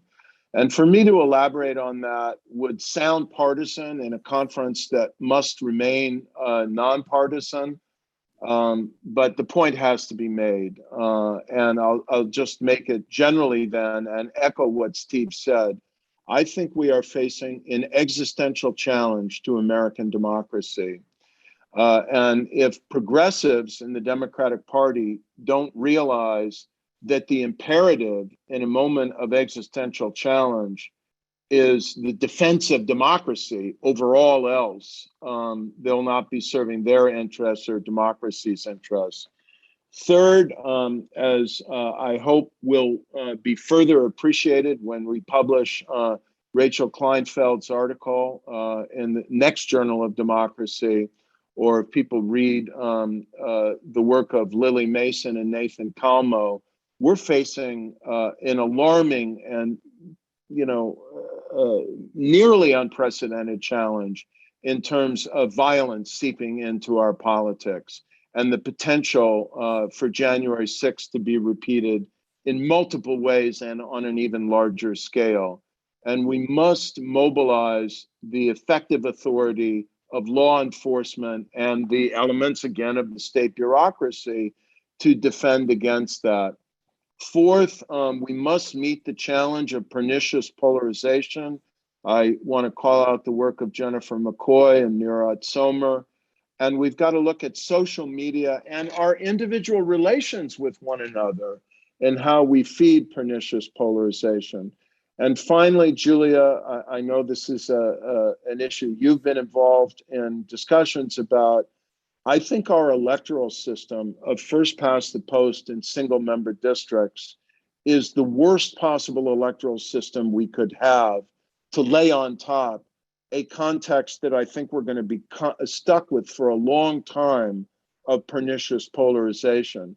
And so when Gretchen says we've got to, now reverse the view and see what America can learn, the US of America, from other cases, I think one thing we need to learn is we've got to get past this. And I think the fastest and easiest, and it's not going to be easy way, we can at least get to a less polarization inducing and rejection reducing formula would be to get as fast as possible in as many states as possible ranked choice voting. All right. Great. There's a lot to think about there. We've got a lot of great questions in the chat, so I'm going to actually turn to those. And one, I'm going to pose this for kind of whoever on the panel wants to take it. So 1 to 3 of you. One of our audience members asked, are there cases where a country has turned around democratic backsliding? And if so, what are the lessons learned for turning this trend around? Any positive cases we can look at? I mean, we saw. I'll just give you, one example where they haven't completely reversed it. It's a tough thing to do, but they did make gains in Turkey, where it's now deep into authoritarianism. So the analogy is not fully accurate. But if you look at what the opposition did to unify around this campaign of radical love, and here I'm sorry to keep pushing Journal of Democracy articles, but the one we published on this about a year ago, and the other articles we published on how to defeat polarizing authoritarian populism, they all point to this point Steve Levitsky made, that you need a broad coalition. And it's very important not to demonize people who have supported the other side. I mean, okay, Brad Raffensperger told us, he's a Republican. His preference in 2020 was Donald Trump. Well, I don't want to demonize him for that. He still held the democratic principles. So on the side of the party that I think is defecting from democratic principles are still a lot of people who are not defecting. And we can't push all of them away and say, because you're affiliated with that party, we're not going to work with you. So broad coalition, bias for hope, practical cooperation with people who are still willing to work together. Lots of Republicans in Congress who didn't vote to certify the last election. So think broad. That's the lesson. If I could jump in, I think to call another attention to Journal of Democracy, there's a recent issue on Latin America, and a great article. I'm forgetting the lead author, but maybe Larry can remember it. But it basically looks at how leaders have tried to subvert democracy in Latin America, and many of them succeeded in starting that project, but very few of them have then succeeded in building a competitive authoritarian regime, which of course also refers to Steve Levitsky's work with Lucan Way. So, they draw a distinction between something like Chavez and Maduro in Venezuela that were really successful in establishing an autocracy versus cases like Morales in Bolivia. Morales was ultimately defeated, at the ballot box, as well as Ecuador. So again, there's a danger of, going too far into these analogies, but there are certainly cases where, and I think Trump falls into this as well, where, he failed as a democratic leader, but he also failed as an autocrat too. Very quickly, there are a number of cases. India in 1975, 77 is one case of relatively brief backsliding. Slovakia in the 1990s, Croatia in the late 1990s. I think getting back to what Larry said, one lesson is that reversal, you can reverse democratic backsliding through elections. It doesn't necessarily require a taking up arms or a massive popular revolution. You can do it at the ballot box. It almost always requires the kind of broad electoral coalition that Larry just mentioned. But a word of warning that most backsliding cases actually take a while to reverse. India was a year and a half. That was exceptional. Most cases where we lose a democracy, you can get it back, but it often takes 10, 15, 20 years. And so better to prevent backsliding than to try to reverse it. Okay, I think that's a good action item to move to the next question. Another one of our audience members asks, does pending federal legislation include any provisions that will address some of the things that you all are the most concerned about? So we've got the For the People Act, the John Lewis Voting Rights Act. Will these kinds of legislation make a difference? Well, I think the best person to ask about this is Rick Hassan, if we could bring him back in. I think that the John Lewis Voting Rights Act is really essential. We desperately needed to defend voting rights. But if you were listening carefully to Isabel and her work in Texas, I think you realize the point that Rick made in his seminal piece in the New York Times earlier this year, that the existential challenge is really probably not to voting rights, although we've got to fight hard for that. It's to the administration of elections and the provisions to decertify them. So I think some of the provisions in the larger bill that Rick could speak to, and if you could bring them in now, I think it'd really be great, are even more important, because if we can't defend against outright efforts to change the result of elections and subvert them, we're in very deep trouble. And I would like to call out the imperative, because it's so arcane that I think it's at really serious risk of being just overlooked and sidelined. The imperative of revising the Electoral Count Act of, the 1880s, that creates a trapdoor vulnerability in the certification of the presidential election. Since I heard my name mentioned, let me just say that the last panel on legal changes is going to be addressing this. And so there will be, yes, and most of the stuff is now in the new Freedom to Vote Act, as opposed to in the John Lewis or the earlier For the People Act, which had a provision on paper ballots, but otherwise didn't address issues of election subversion. Great. Very quickly, I agree with Larry and with Rick that the greatest danger by far at this point, or at least the most immediate one, is electoral subversion rather than voter suppression. And legislators have been running to sort of catch up with a very, very rapidly moving politics and a rapidly moving Republican Party, unfortunately. But this latest iteration of the bill, it's good to hear that at least addresses this issue of subversion. Very quickly, you asked Julia to draw lessons from comparative cases. I think we can also draw lessons from U.S. history, and which I'm not an expert on, I should say. But I've been looking a bit recently at the failure of the 1890 Lodge Act. This was a time when there was a lot of concern about both voter suppression and fraud and violence in elections, particularly in the U.S. South. And there was an effort to establish much greater federal oversight and federal protection of elections. That failed. It failed due to a filibuster, and the Republican Party. The Republican Party in this case was arguably defending democratic institutions. The failure of the Republican Party to remain united and to prioritize the defense of democracy.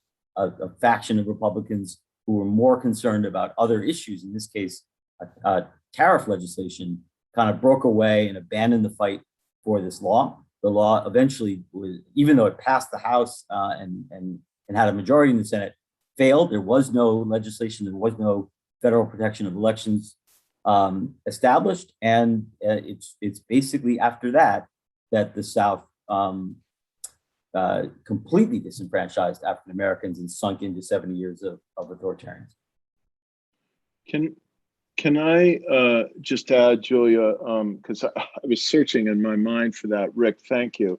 I won't get into the details since the panel is going to address them, but I do recall when Klobuchar and Manchin and others agreed on this thing, if I'm remembering it correctly, the bill that Rick was referring to a few days ago, the Freedom to Vote Act. I just thought, wow, and I was looking for a summary of it, and apparently, well, not apparently, I will say, the Brennan Center has now produced a very useful one.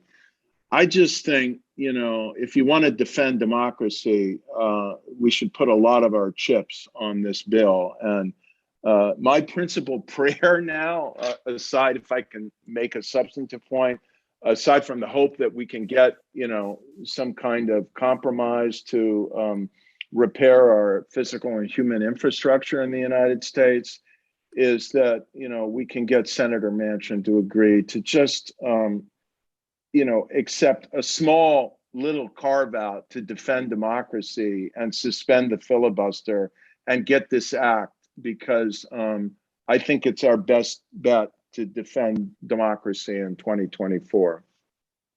And if I could just add something, I mean, I think the voting rights legislation is hugely important, but I think there's a more fundamental problem that's hardwired into our Constitution.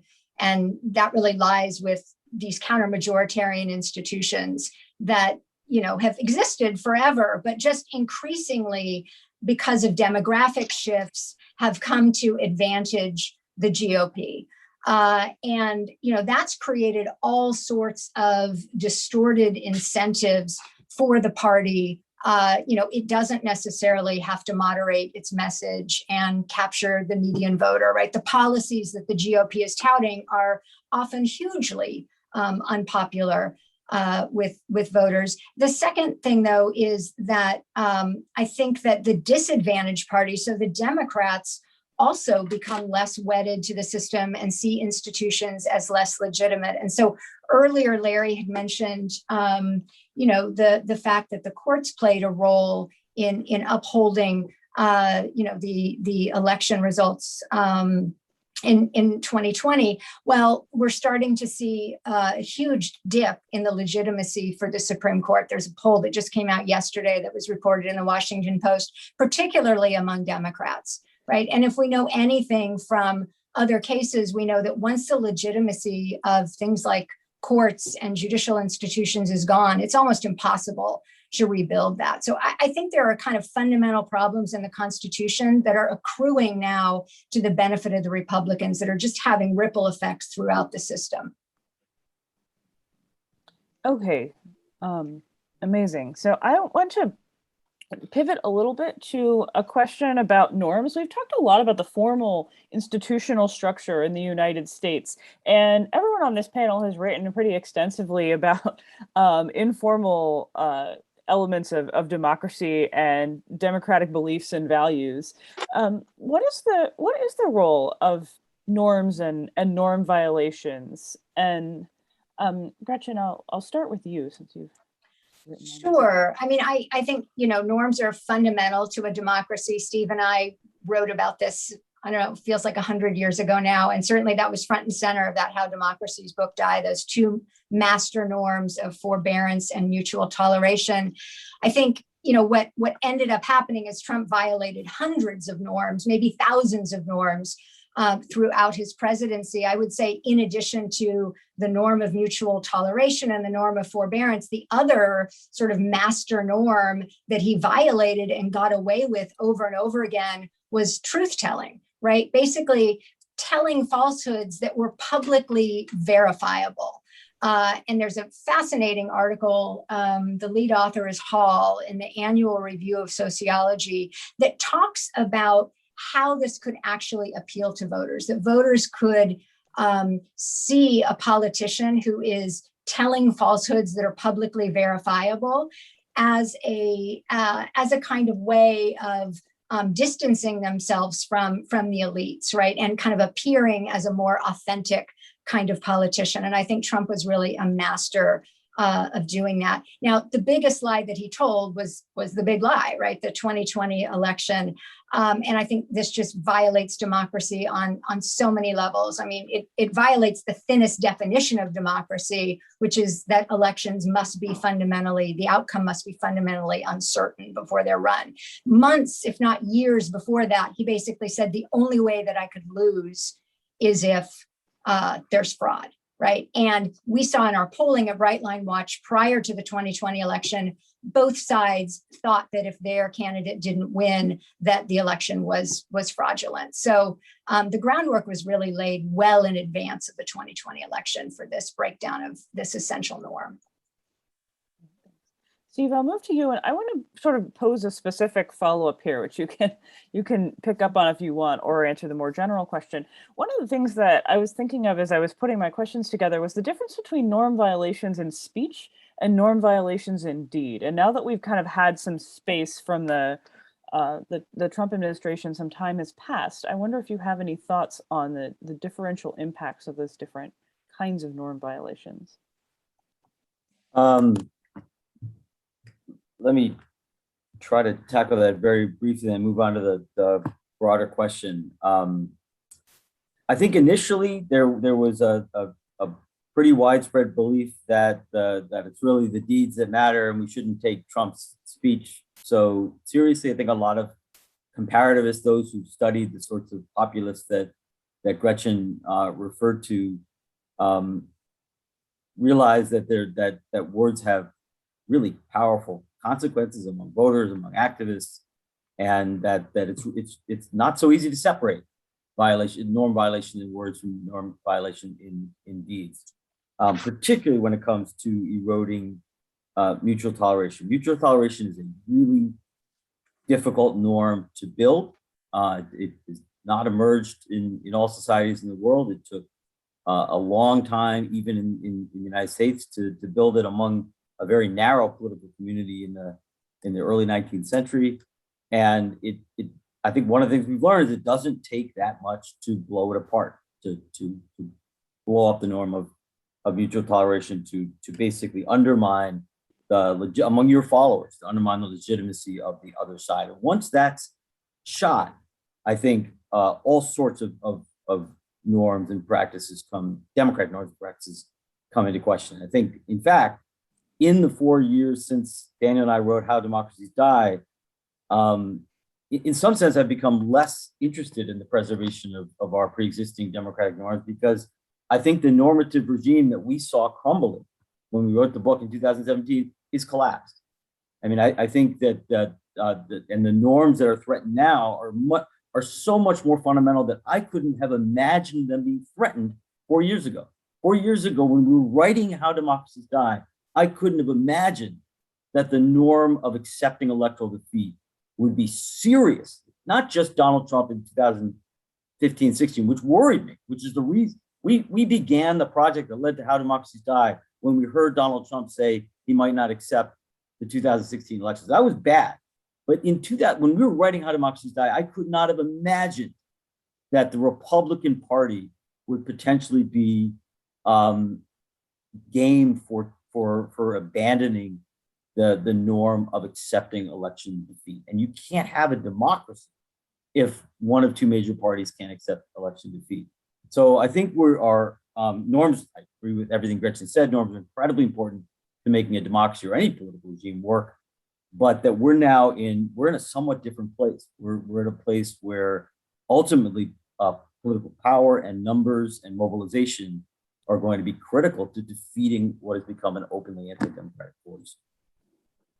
Okay. All right, Larry, you've got a couple of minutes for the last word.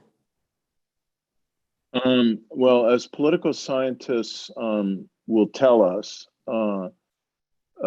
political polarization becomes particularly intense and dangerous under certain kinds of conditions. And politically, one is the condition we're in now in this period in American democratic history. And you could probably say this, Julia, better than I will, when there's a relatively even balance between the two parties.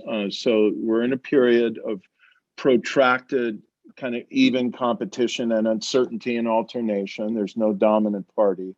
We're in a period where there's a tremendous social media challenge. We're in a period of deep cultural change in the United States and in the composition of American society because of immigration and what I think is the very exciting and ultimately will be a positive thing, transformation of American society to the first, democracy in which there is no racial or ethnic majority, but it's a painful transition.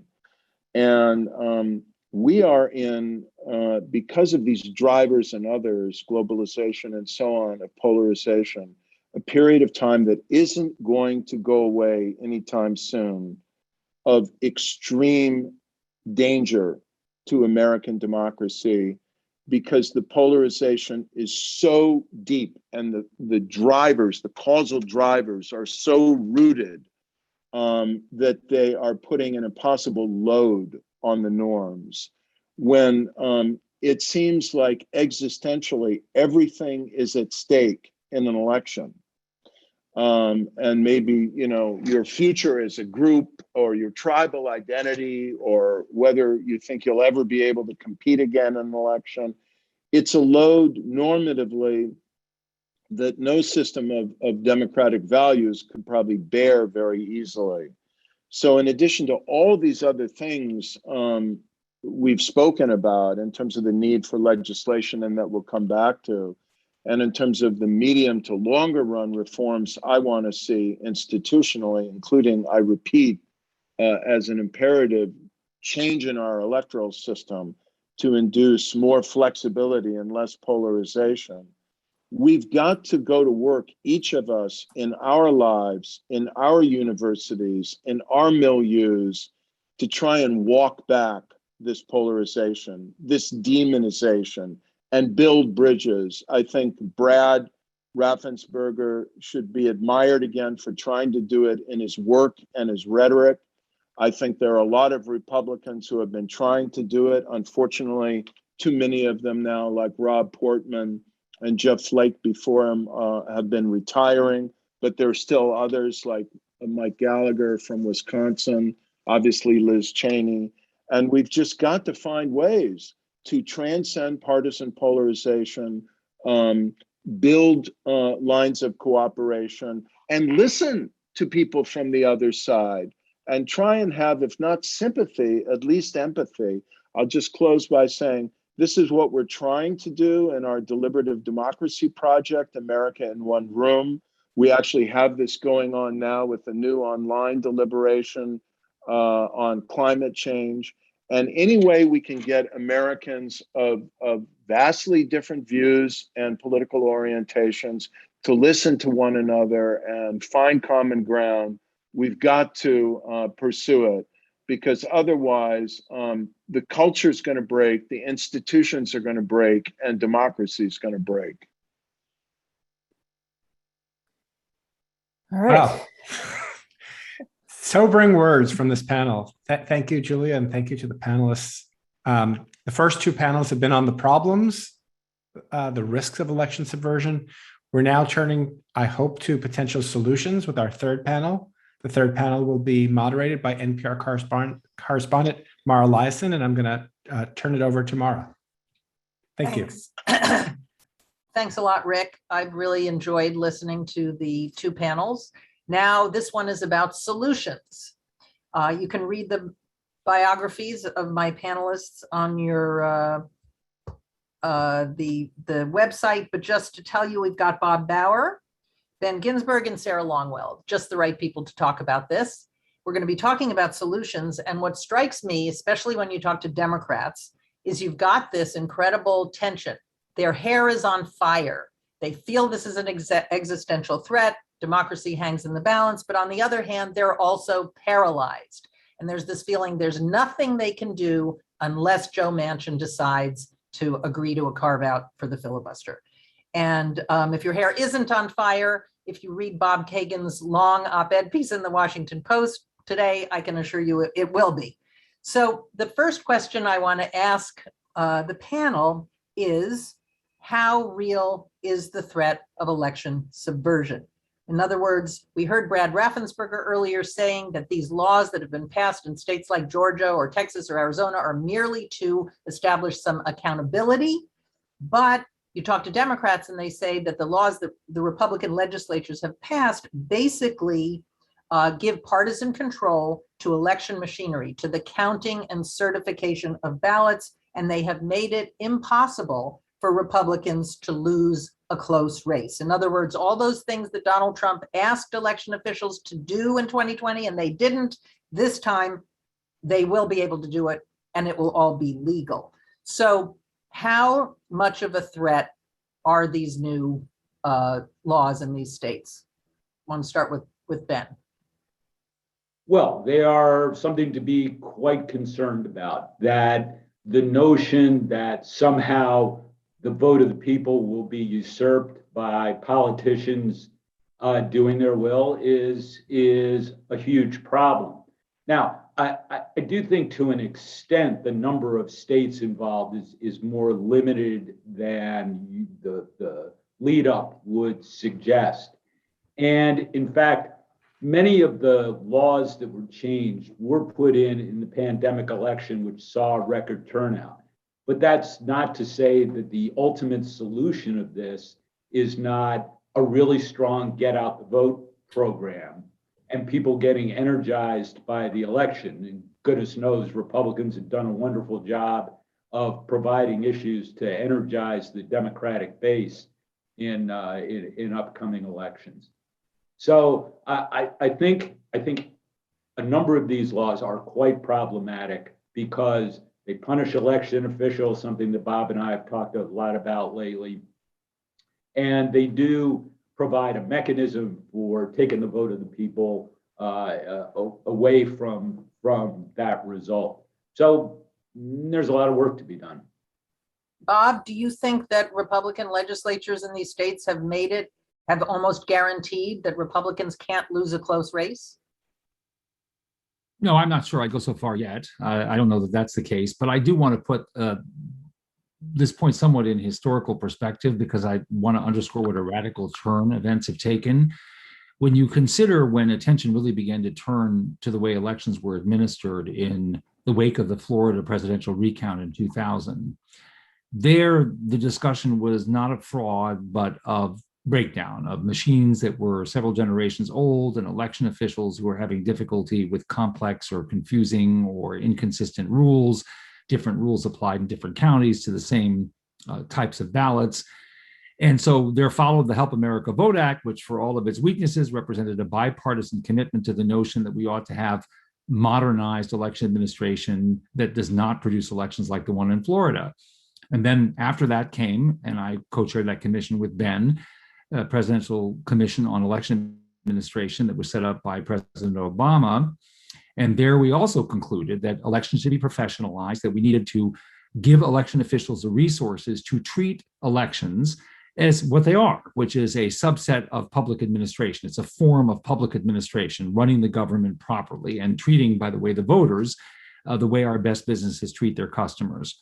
What we're seeing right now is a sharp turn, 180-degree turn in the other direction. Less professionalism, more partisan control. And the various ways in which partisanship control is being exercised is, in my judgment, really insidious. The one point I would make is Ben is correct. We're seeing this in some states, by no means in all states, but the precedent is being set. It's encouraging other states to follow suit. It has become part and parcel of a creed of at least a significant segment of the Republican Party, that this is the direction that we should go to put politicians in charge of our elections. And just to say it, I think underscores what a serious problem it is. Sarah, how big of a threat do you think this is? Putting aside voter suppression and partisan gerrymandering, but just focusing on the partisan control of election machinery, counting and certifying ballots. I mean, I think you have to take it in the larger context of what the whole intention here is. So if you look at all of the bills being passed across the states, plus a lot of the moves to take out some of the people like Brad Raffensperger and hand over control to partisan state legislatures, what it looks like to me is a moving of moving the pieces on the chessboard to make it the conditions more favorable if somebody like Donald Trump were to run again, or if Trump himself, who I think may very well likely run again, so that, you know, if the election is close, as it very well might be in 2024, that somebody like Jody Heiss is the Secretary of State and not somebody like Brad Raffensperger, who would definitely, you know, because we've already seen him demonstrate this, who would do the right thing. And so I agree with Bob that we're not there yet, but to me it is about they are laying the groundwork to make the conditions more favorable. And I'll say one other thing, that you know their intentions because the rhetoric is clear. Like when Liz Cheney got removed for, they said she wasn't on message. What they meant by that is the message going into 2022 and 2024, the stop the steal message, that is their turnout mechanism, right? The big lie is what they are using to generate enthusiasm from their base to turn people out. And that means that the voters not only are primed for the idea that subversion could take place, they're demanding subversion. That's what January 6th was about. It was about Donald Trump creating the conditions in which people would go to actively overturn the results of the election. And so it is both in the rhetoric and in these legislative moves that they are trying to create the broad conditions for subversion to occur. Let me just push back against that, because there's some people who feel that backfired in Georgia, that by saying the election was rigged, it caused Republicans to stay home because their vote doesn't count if the election is rigged. I think that might have been narrowly true in Georgia, but I think that, look, there is just, this is what Donald Trump is doing. Like he is going out and saying the election was stolen. And why would Kevin McCarthy, who right after January 6th said this was horrible, this is terrible, why did he ultimately go down to Mar-a-Lago and make peace with Donald Trump?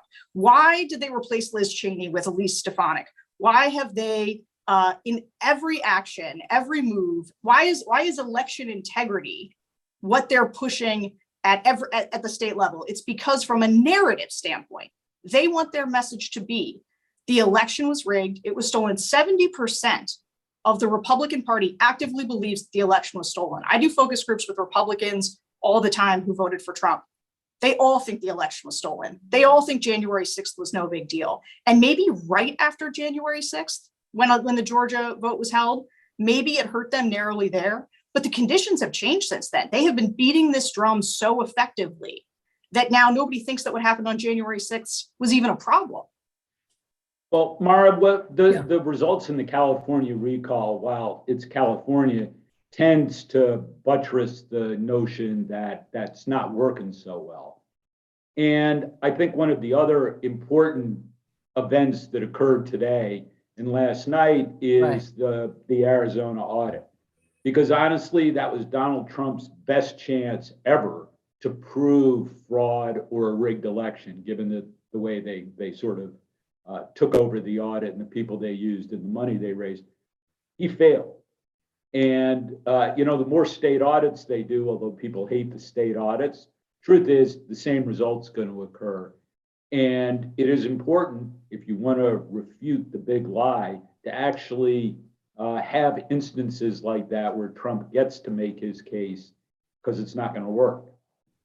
Were you surprised at Arizona? I mean, if cyber ninjas were so shambolic in their audit, why didn't they just come up with a false result, that said, hey, we found a lot of bamboo fibers. This was, keep in with the big lie and say that the election was fraudulent. Were you surprised about that? Not really. I mean, look, the Trump folks have succeeded so far in not having to present any evidence to back up their assertion of the big lie, not before the election, not after the election. And so to do something like bamboo ballots would invite the sort of scrutiny of the nonsense. Now, they had to make a mistake anyways, because they've said that there's somewhere in the neighborhood of 30,000 false votes. But the methodology they used, you can already see from their report, has been refuted in other instances and is woefully lacking in any credibility.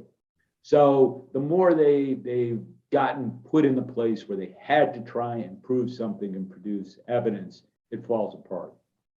Bob, let's move to solutions and what can Congress do? And what do you think Congress will do, if anything? I can't predict what Congress will do. Of course, the Republican caucus seems fully aligned against any voting rights legislation. And even if Joe Manchin and Kristen Sinema support the current revised Democratic voting rights bill alternative, the question seems pretty much settled, at least in Joe Manchin's mind for the time being. If he were to reverse course, he would reverse course. I can't say, but he has said pretty flatly, as has Sinema as well, or at least it's been attributed to her, the view that they will not support taking the filibuster down. And so under those circumstances, it's hard to be optimistic about what will happen, but we'll see how events unfold. In answering the first question that you asked me, I want to go very briefly back to the Arizona audit, but not for the purpose of rehashing that, but just talking about what works and what doesn't work. If we don't imagine that there will be a federal legislative remedy between now and 2022, then the question is, well, what can be done? I think Arizona is both instructive and continues to be troubling in the following respects. It's instructive that the scrutiny does matter. And the very heavy attention that was paid to the appointment of cyber ninjas, the early missteps, the lack of security in the ballots, I mean, frankly, the whole carnival that was on display, Right. I think put enormous pressure on those who were working with the company on the final results to avoid saying something that simply could not sustain scrutiny. Now, at the same time, and I haven't had a chance to study the report, it is my understanding that it does everything it possibly can, including with the dubious methodologies that Ben just mentioned, to cast discredit on the reliability of the outcome there. So they kept the ball rolling, at least in that respect. And as the Abbott announcement in Texas illustrates, I think this is going to continue. And that puts a huge burden on activity in the states. And what we need is a whole civil society response. Our general reaction in circumstances like this is, well, there's got to be a law. Well, of course, laws can be passed and laws can be amended and laws can be repealed. And then, of course, there's the whole question of whether Congress can act in something so divisive when there is the potential of a filibuster and not the votes to overcome it. But what happens in Arizona, what happens in Georgia, the way in which election officials are shadowed and pressured, that I think does make an enormous difference. And I don't think we should understate the importance of community engagement on this, business community engagement on this, ecclesiastical community engagement on this, you name it. If the civil society institutions that we've relied on in the past, which, and by the way, that also includes organized bar activity, which I've been, frankly, to some extent disappointed in, though the courts have spoken, certainly in the post-November 3rd litigation, spoken fairly effectively on these topics. But if we can't rely on that, we're going to be in a world of hurt. Well, let's talk about that a little. You say that it had to sustain scrutiny. Why? Because people were worried about being sued the way Dominion has brought these suits, or what was the guardrail that held in Arizona? I mean, you're talking about pressure on all these actors. Yeah. Right. Again, I haven't, others here may have seen the report. I haven't seen the report. I'm not sure when it's going to be released in its entirety. So I haven't studied it. The general impression I get from the accounts out there right now is that there's still an attempt to discredit the election results. Not to say that they found a discrepancy between the official count on Biden and their count on Biden, but that somehow we can never know. It's a little bit like the Florida recount conclusion. And that's enough, I think, to keep the conspiracy theorists going. It's enough to continue to fuel copycat pseudo audits in other states. I do think, however, that as Ben pointed out a minute ago, the scrutiny, the scrutiny of this particular process, the attention paid to the absurdity of some of the claims, the inadequacy, some of the procedures that were adopted, did drive them in the direction of being very careful not to make claims about the vote count that they couldn't sustain, but then to move to what I would call sort of the more suggestive and methodologically suspect way of saying, well, this election was not reliable. And that kind of shadowing process is going to be critically important. I mean, bear in mind, there was even election official pushback, very loud pushback in Arizona, that audit. All of that really helped. And then, of course, and we can talk about this further, I do think the courts have an important role to play here. And I want to distinguish between what we might expect from the courts on voting rules and on election subversion type issues. I think the courts wind up giving us a very mixed result on litigation over voting rules, like how many weeks of early voting, the particular conditions under which people can vote by mail. That's a very contentious area in which the court performance before November 3rd was mixed at best. But I do think that, as the post-November 3rd judicial performance suggested, engaging around compromising of the election process itself is something that can be taken successfully to the courts. All right, well, let's talk about that civil society response, Sarah, because you're certainly engaged with, the Lincoln Project is part of that. So if Democrats can't pass laws in Congress, they certainly don't have the votes in state legislatures, but they do have the ability to organize and even mount education campaigns. And I'm thinking about something that happened in the 2020 election that was really instructive, which was the hawkfish effort to educate the news organizations and the public about the difference between the red mirage and the blue wave. That's something that people didn't really know about until it was out there a lot and people understood that what Donald Trump was going to say, which is we should stop the count on election day, anything that comes in after that is fraudulent.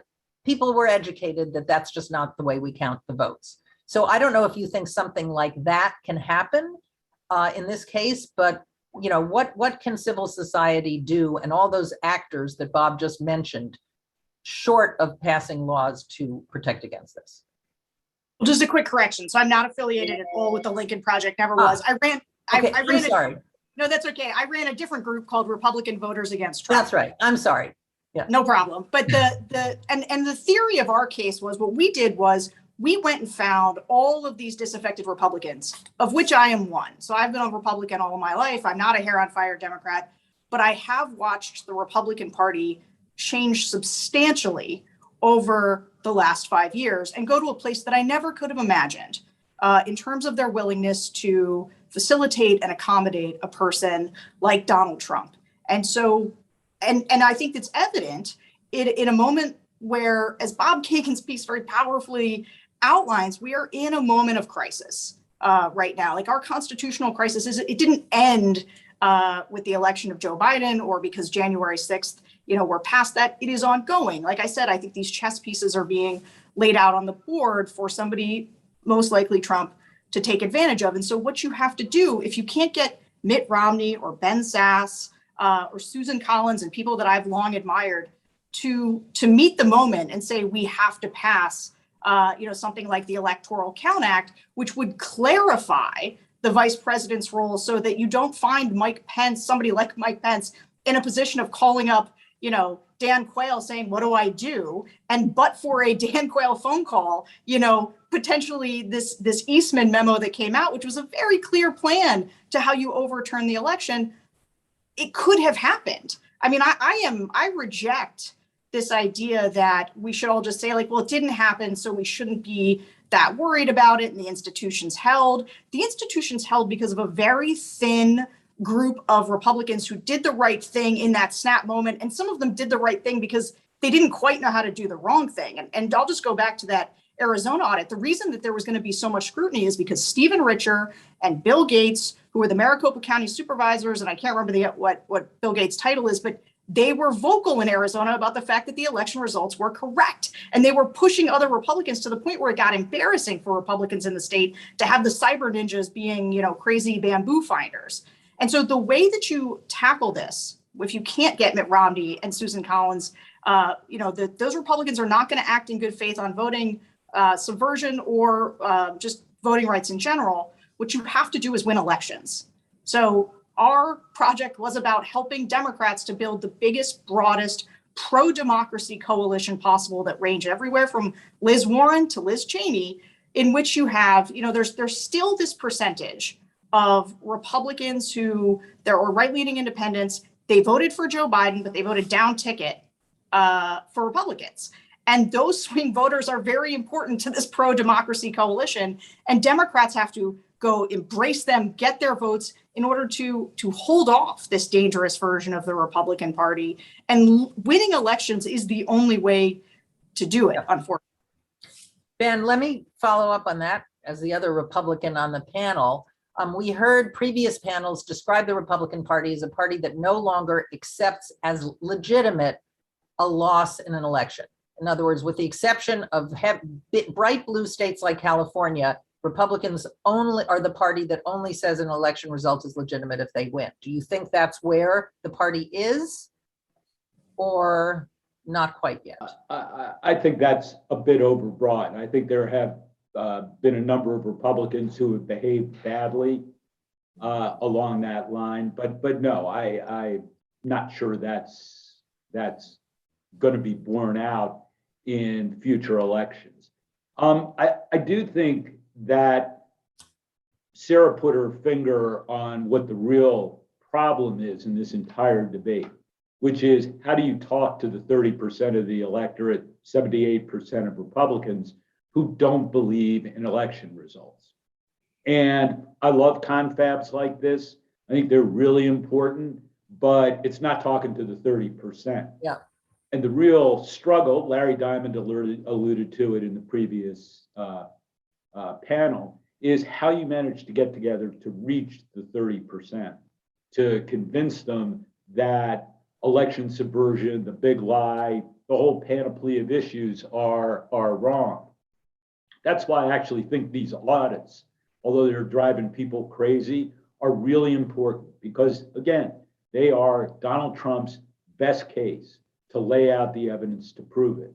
And to the extent he can't, that's a win for, I think, bringing people back to recognizing that our elections are valid. The issues that Bob brought up in the Cyber Ninjas report that cast questions on the election do that, and it's an attempt, but it is easily refutable because, again, they had to state where they got their numbers of votes. And that methodology can be disproven and is disproven.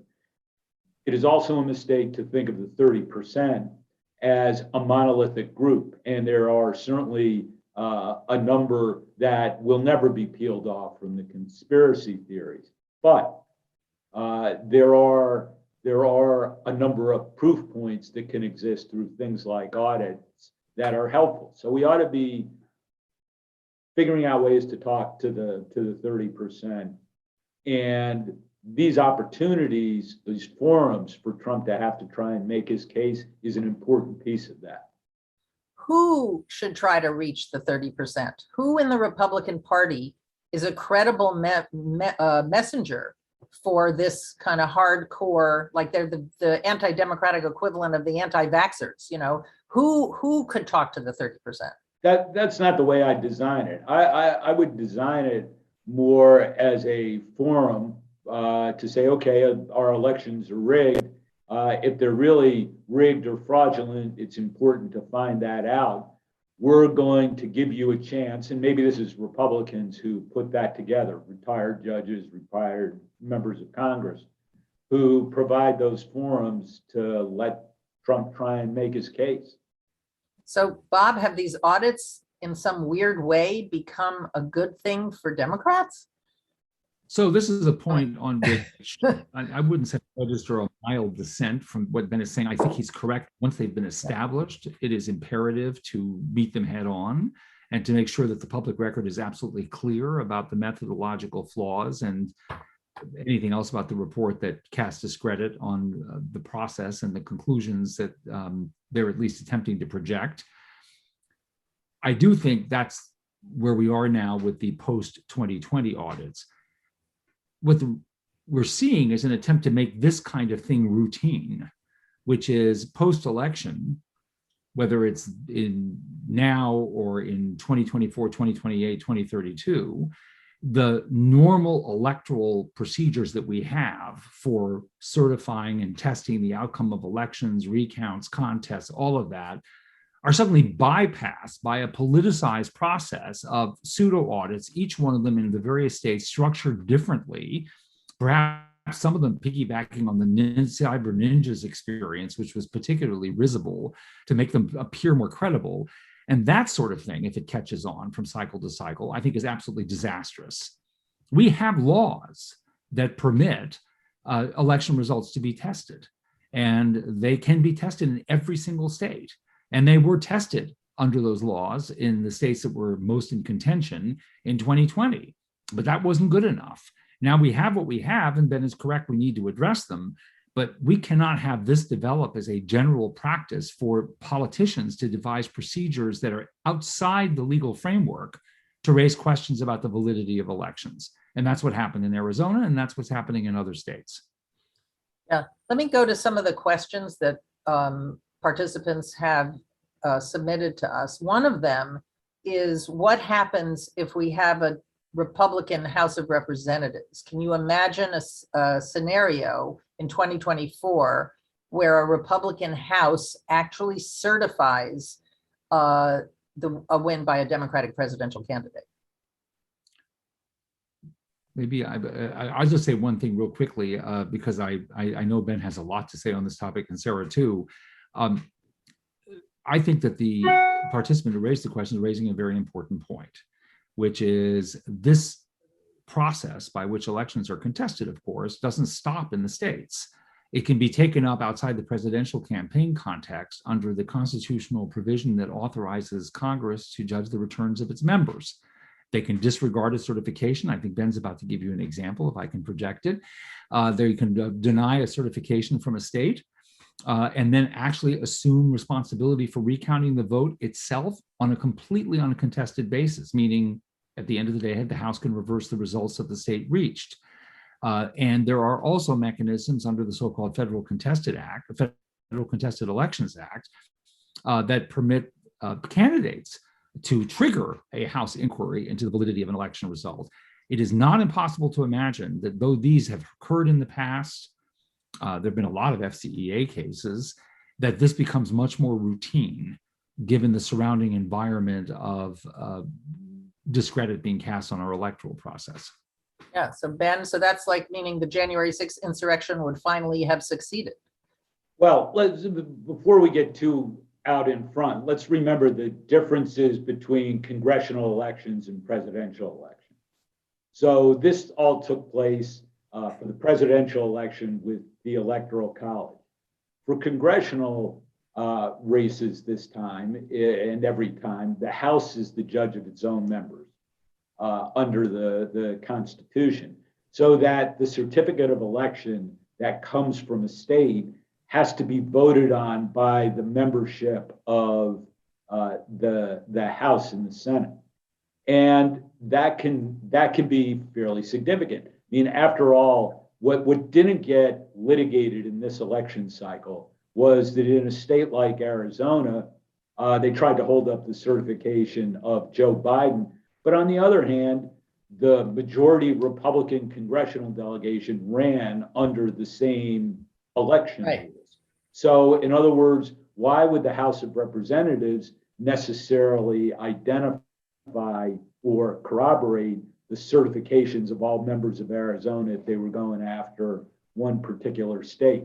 So the Republicans who were doing this never had to confront the issue in this context, that they were actually challenging their own election. Right. So I think that's a congressional issue for 2022.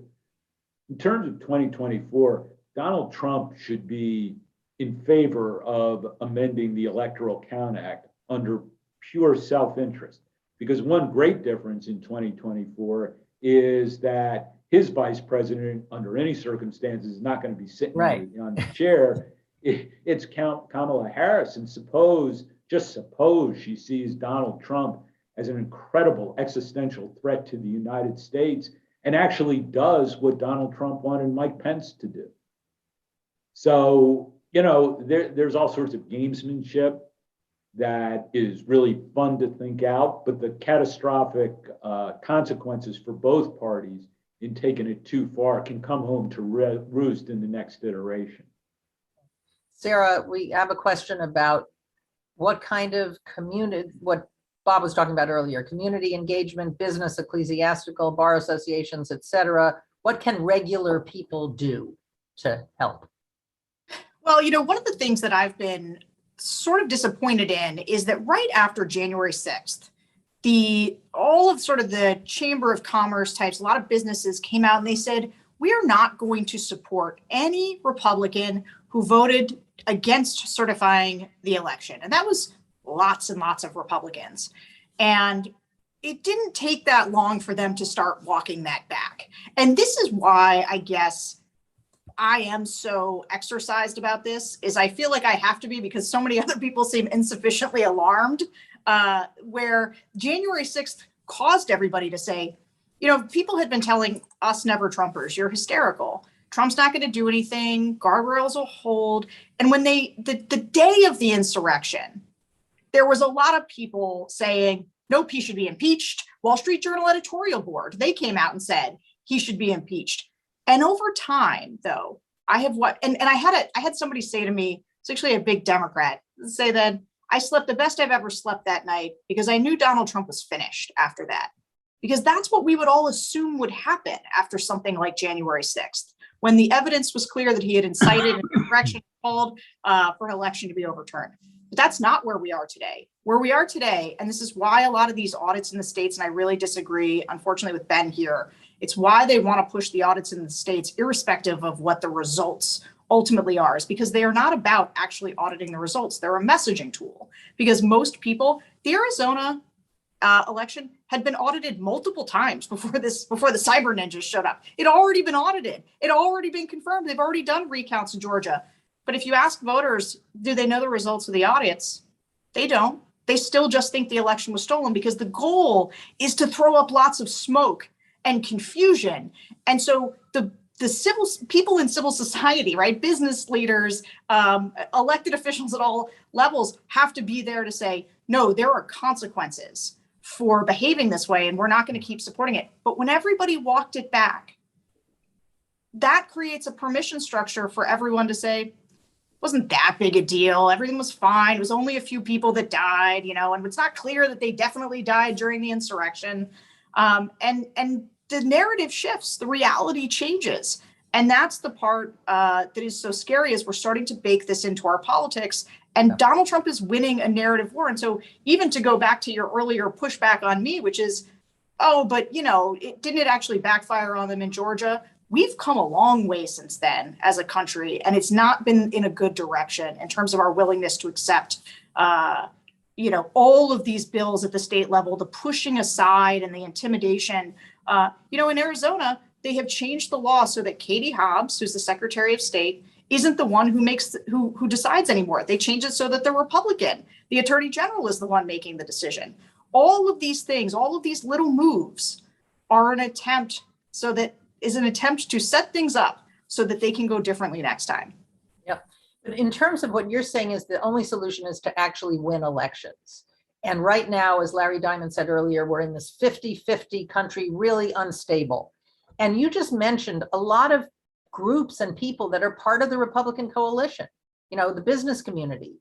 And then there are all these Republicans in Congress, people like Mitt Romney and Susan Collins, you mentioned them too. The fact that there seems to be nothing coming from those important parts of the Republican coalition, how can this problem be solved without leadership from those areas? I mean, without the Republican Party, some aspect of it, trying to correct this problem, how is it going to be solved? Yeah, so I have two answers to that. One is, I sometimes don't, even though the practical political reality is that you're not going to get 10 Republicans to help you on voting rights. Sometimes I'm loath to say that because we should still be demanding that they do. In some ways we let them off the hook by saying, everybody's mad at Joe Manchin and Kristen Sinema when there's all these Republicans over here who are not doing what they need to do to defend against election subversion, even though they know it's a threat. They do know what's at stake here. And so we should continue to put pressure on them and demand it from them. But the other group that I'm going to spend some time, pushing here is the Democrats also are moving ahead as though it is business as usual. I mean, right now, watching them implode, fighting with each other over the infrastructure bill, instead of, they seem to not be aware of the stakes, not be aware of what a potential catastrophe we're in for democracy. And the fact is, they haven't put any of the voting rights.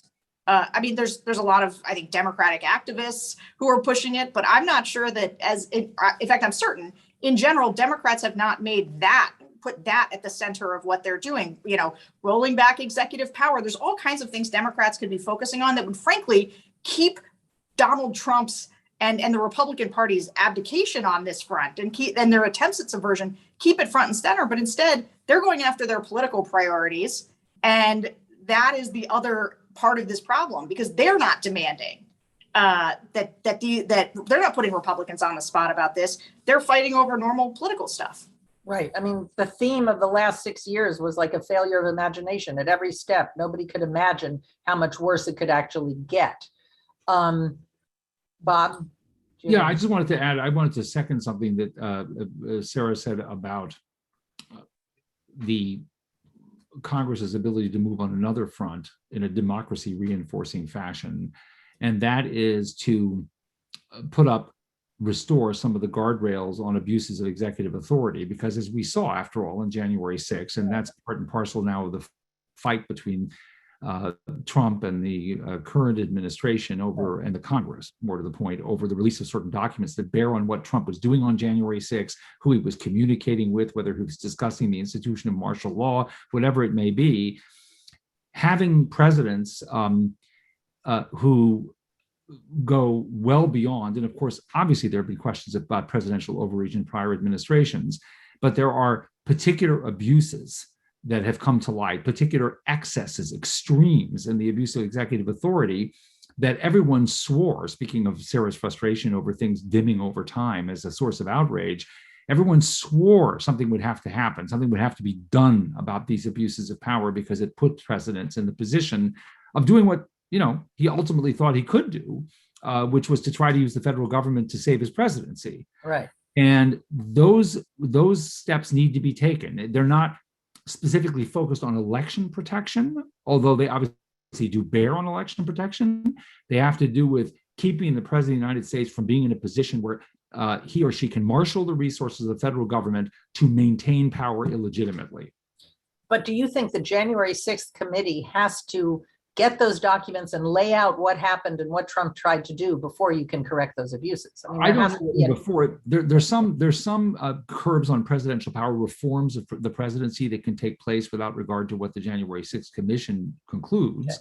Okay. But having said that, this commission really does need to be able to lay that out. It needs to put before the American public what we've already seen just from a sampling, is the shocking extent to which officials of the government were prepared to take official action to subvert the outcome of a presidential election. It was almost a coup.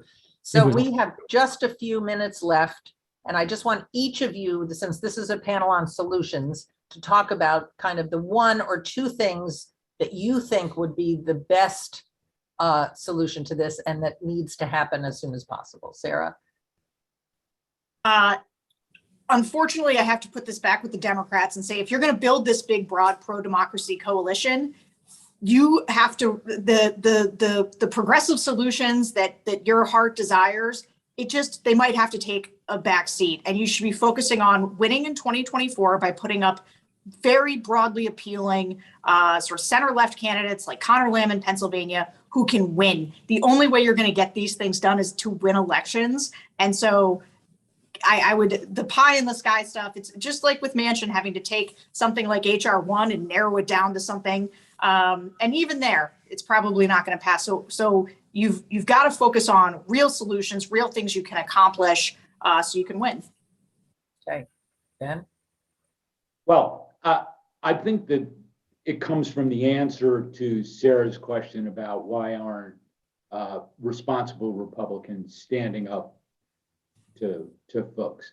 And the answer to that is nobody's figured out how to talk to the 30% who don't believe in election results.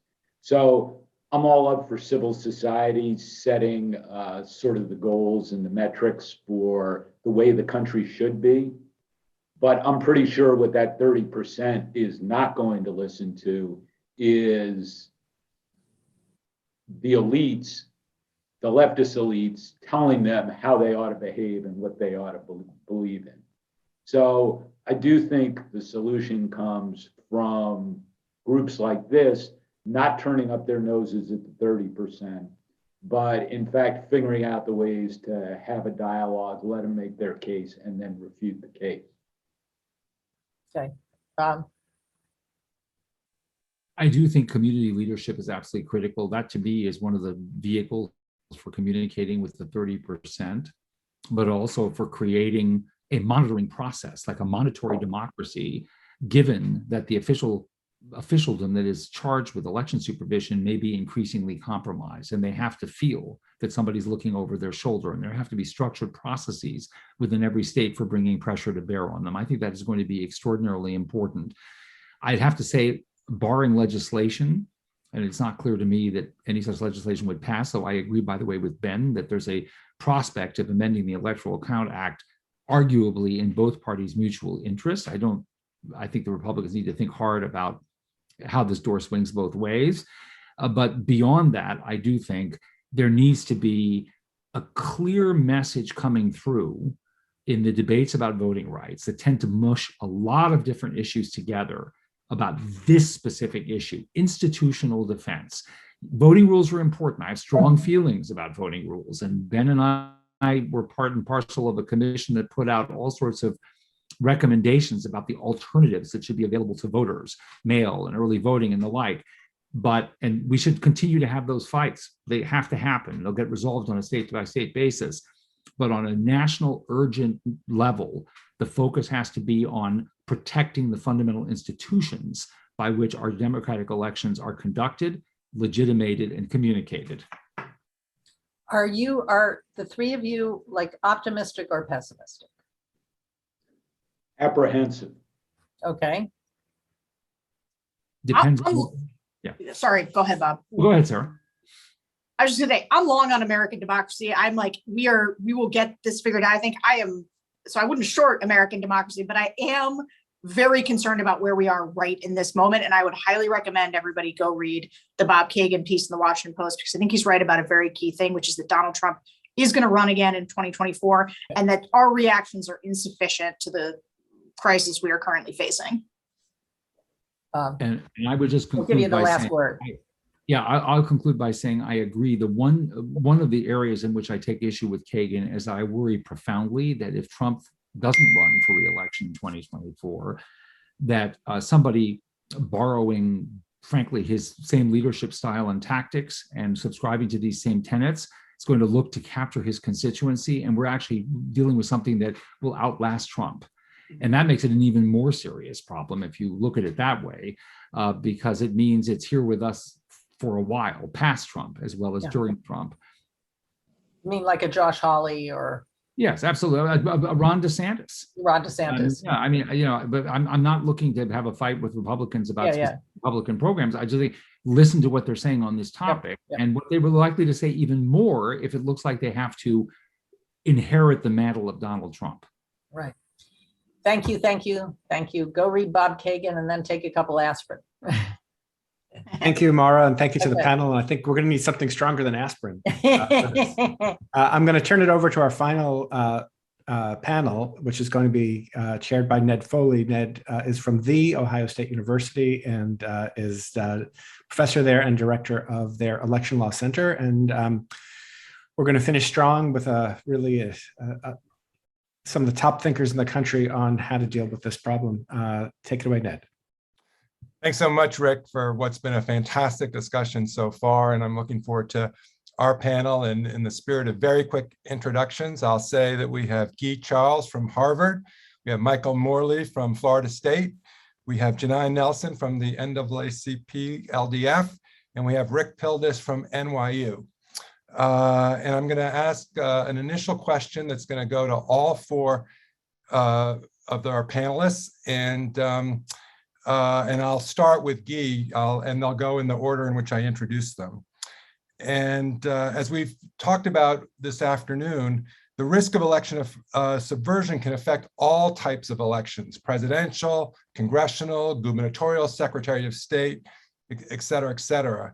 And we've heard mention of the Electoral Count Act from several people today, the role that Congress has, each house, in terms of the ultimate authority for elections of its own chambers. And so wrapping our minds around this problem, to what extent is the problem of election subversion common to all different types of elections? So our priority solution should be something that affects all different forms of elections, or instead, should we be prioritizing different solutions for different types of elections because the risk of subversion, say, affects the presidential race more than others? So with that, Guy, do you want to kick us off?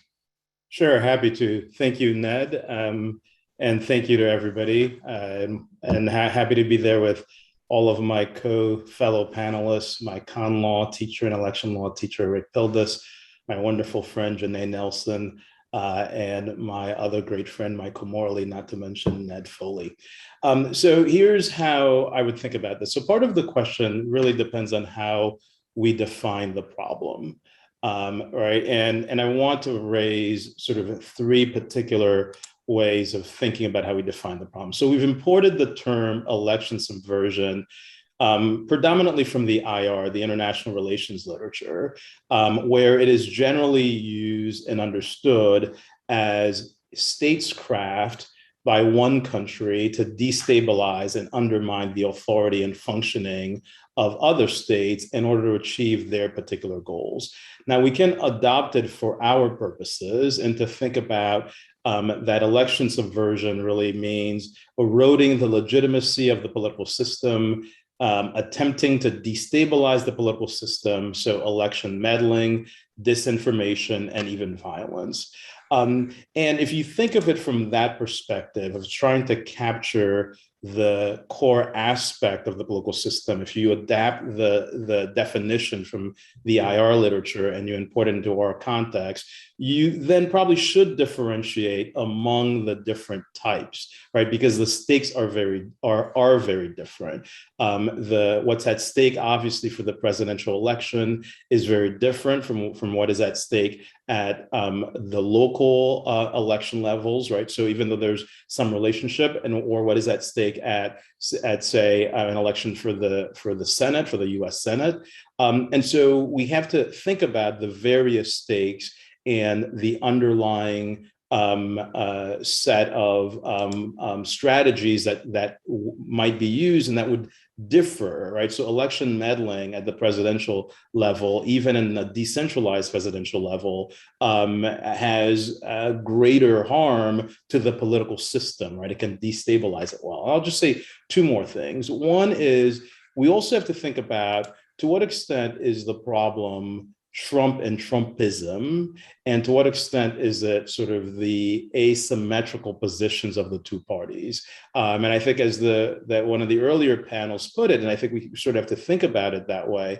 where you have one political party that is doing a harm to the political process, right? How should we think about its goals and its role with respect to across a subset of elections? And then one last point, and we saw this in the previous two panels, and here I will disagree with a lot of the esteemed people from the earlier two panels, which is a distinction between voter suppression and election subversion. I think there's an attempt to say that these are two different things, and I think that's a significant mistake. That is, the purpose of voter suppression is to destabilize the political system and make it easier to erode democratic legitimacy. And both are tools that go hand in hand along with election subversion. So if we understand the problem as destabilization, I do think that we can make a distinction between the presidential election and all other sorts of elections. And we need to think about to what extent is Trumpism really the problem that we're trying to address, and what is the real relationship between election subversion and electoral suppression. Great, thanks, Guy. Michael? Great, thank you very much. And I also want to echo Guy's comments. It's an honor to be included on this panel and to have the chance to see all of you.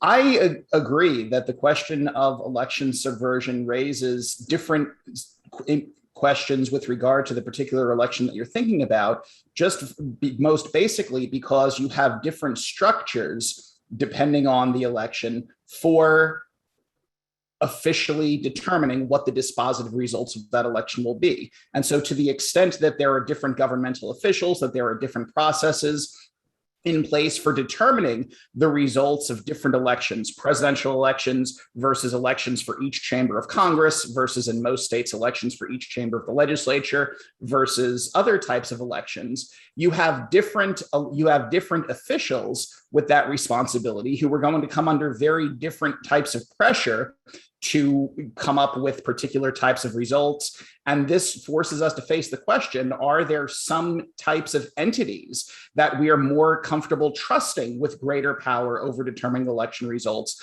than others? Are there certain types of entities that are less trustworthy in this respect? And, Rick Pildes says, I've recently read one of his articles on this issue of institutional realism, or institutional formalism versus a realist approach. And where he poses the question to us, can we really say in the abstract that certain types of actors, be it state courts, federal courts, Congress, legislators, can we really say in the abstract that some of these actors are always going to be the better choice, as opposed to, might it vary over time? Does it depend who's holding that office at a particular point in time? And so focusing on the different structures in place and the different officials that play a role in determining the outcomes of different elections, I think is a major factor in figuring out how to combat subversion, how to ensure the integrity of election results. And I also think it's helpful to think of it from a perspective of how to prevent exploitation, how to prevent bad actors from attempting to exploit uncertainty in the process, uncertainty about what particular rules are, uncertainty, how to exploit lack of knowledge about particular aspects of the process, right? It's a lot easier to try to tell people that voting machines are being beamed by a laser, right, to change votes if they don't know how the voting machines work, or if they don't know about logic and accuracy tests, and they don't know about all of the mechanisms in place to ensure the integrity of the results. And so I think that focusing on the different ways in which the process can be exploited helps focus our attention on ways of combating subversion. Great, thanks, Michael. Janae? Thanks, Ned. I'll echo my co-panelists. It's a pleasure to be here, and I want to thank Rick and David for servicing this question about election subversion and really training our attention on what I think is an absolute crisis of democracy. Your question raises an interesting thought about the hierarchy of elections. And we at the Legal Defense Fund often emphasize that local elections are critically important and in many ways affect the lives of individuals more directly than national elections on a day-to-day basis. So the idea that election subversion at any level is less harmful really is I think, a problematic framing of the hierarchy of elections and what different elected officials mean to different constituencies. But I will say, if we're thinking about the actual act of election subversion and who has responsibility for, or who has the most opportunity to subvert elections, I'm particularly concerned about Congress and Congress's authority under Article 1, Section 5 to police itself. We know that each chamber of the House, each chamber of Congress has the right to be the ultimate vote counting authority for elections to its own chamber, and that each House shall be the judge of the elections returns and qualifications of its own members. That's written into the Constitution, which means there is an opportunity for congressional members to abdicate their duty and to allow for subversion of elections for their own offices. And that in and of itself is highly, highly disturbing and problematic, given Congress's broad authority and the checks and balances written into our Constitution. So I'm loath to choose a particular set of elections that are more problematic, but I do want us to recognize that unique feature of Congress that makes it even more problematic to have Congress police itself. But I will also say that we've learned from most recent events that having a presidential candidate talk about election subversion, advance the idea of the big lie, call for recounts in multiple jurisdictions that are absolutely baseless, undermines our confidence in the electoral process more broadly. The pulpit that a presidential candidate has is so broad and vast and influential that that office, in my mind, is a significant contender as well for being one of the most harmful in undermining confidence in our democracy and fueling the democratic crisis that we face now. So those are my responses to that idea of the different possible ways in which elections may be subverted by different officers and elected officials. But I do want to underscore that I think any effort to do that at any level is highly problematic. Thanks. Rick? Yes, so first I want to thank Rick and David and UC Irvine for putting on this important conference. Most of our discussions so far have been about the role of various institutions, at least potentially Congress, courts, and the like. I actually want to shift the discussion to talk about voters, who are often talked about as fairly passive figures in this whole scenario that we're addressing. And since the mid-2000s, we have adopted early in-person voting throughout the country. 45 states now have early in-person voting. The only states that don't are Connecticut, New Hampshire, Mississippi, South Carolina, and Missouri. Those periods range from 3 days to 45 days in various states. And I bring this up because, in my view, voting in person, whether on election day or through early voting, dramatically reduces the potential points of vulnerability through which election administrators or state legislatures or Congress can kind of penetrate to potentially manipulate the process for partisan purposes. The rules for in-person voting or early in-person voting are much simpler and more straightforward. There's a lot less room for administrative discretion in addressing those issues.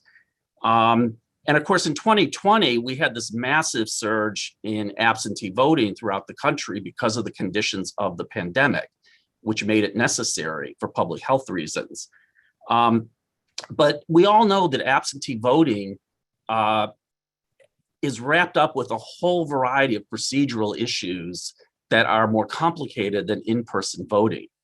And it's these issues that create problems for voters potentially, who may forget to sign a ballot, create administrative discretion about whether to view this signature as matching that signature that's on file, and just open up a lot more avenues for the kinds of subversion that we're worried about.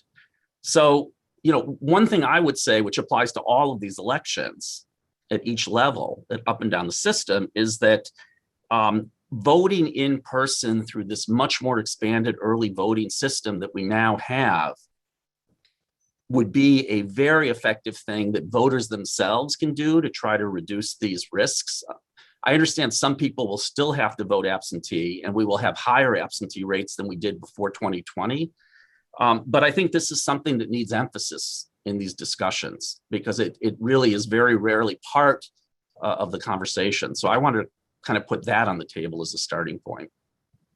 Yeah, thanks for that. And I do want to come back to that. But Janai, can I come back to you? Because I thought the way in which you framed the risk that Congress might itself subvert an election result that came to it from the local government, as I heard it, worries me too, to be perfectly honest. But I was almost thinking, based on the earlier discussion today, of the opposite. You know, we had Secretary Raffensperger talk about his efforts to do the right thing, and the fear that he, and as Rick put it, the fear that he may be replaced, you know, through the upcoming election with Representative Jody Hice running for that office of Secretary of State, and Jody Hice being a proponent of the big lie. And so, you know, which is the bigger fear? I mean, should we hope that Congress can protect at least congressional elections and maybe a presidential election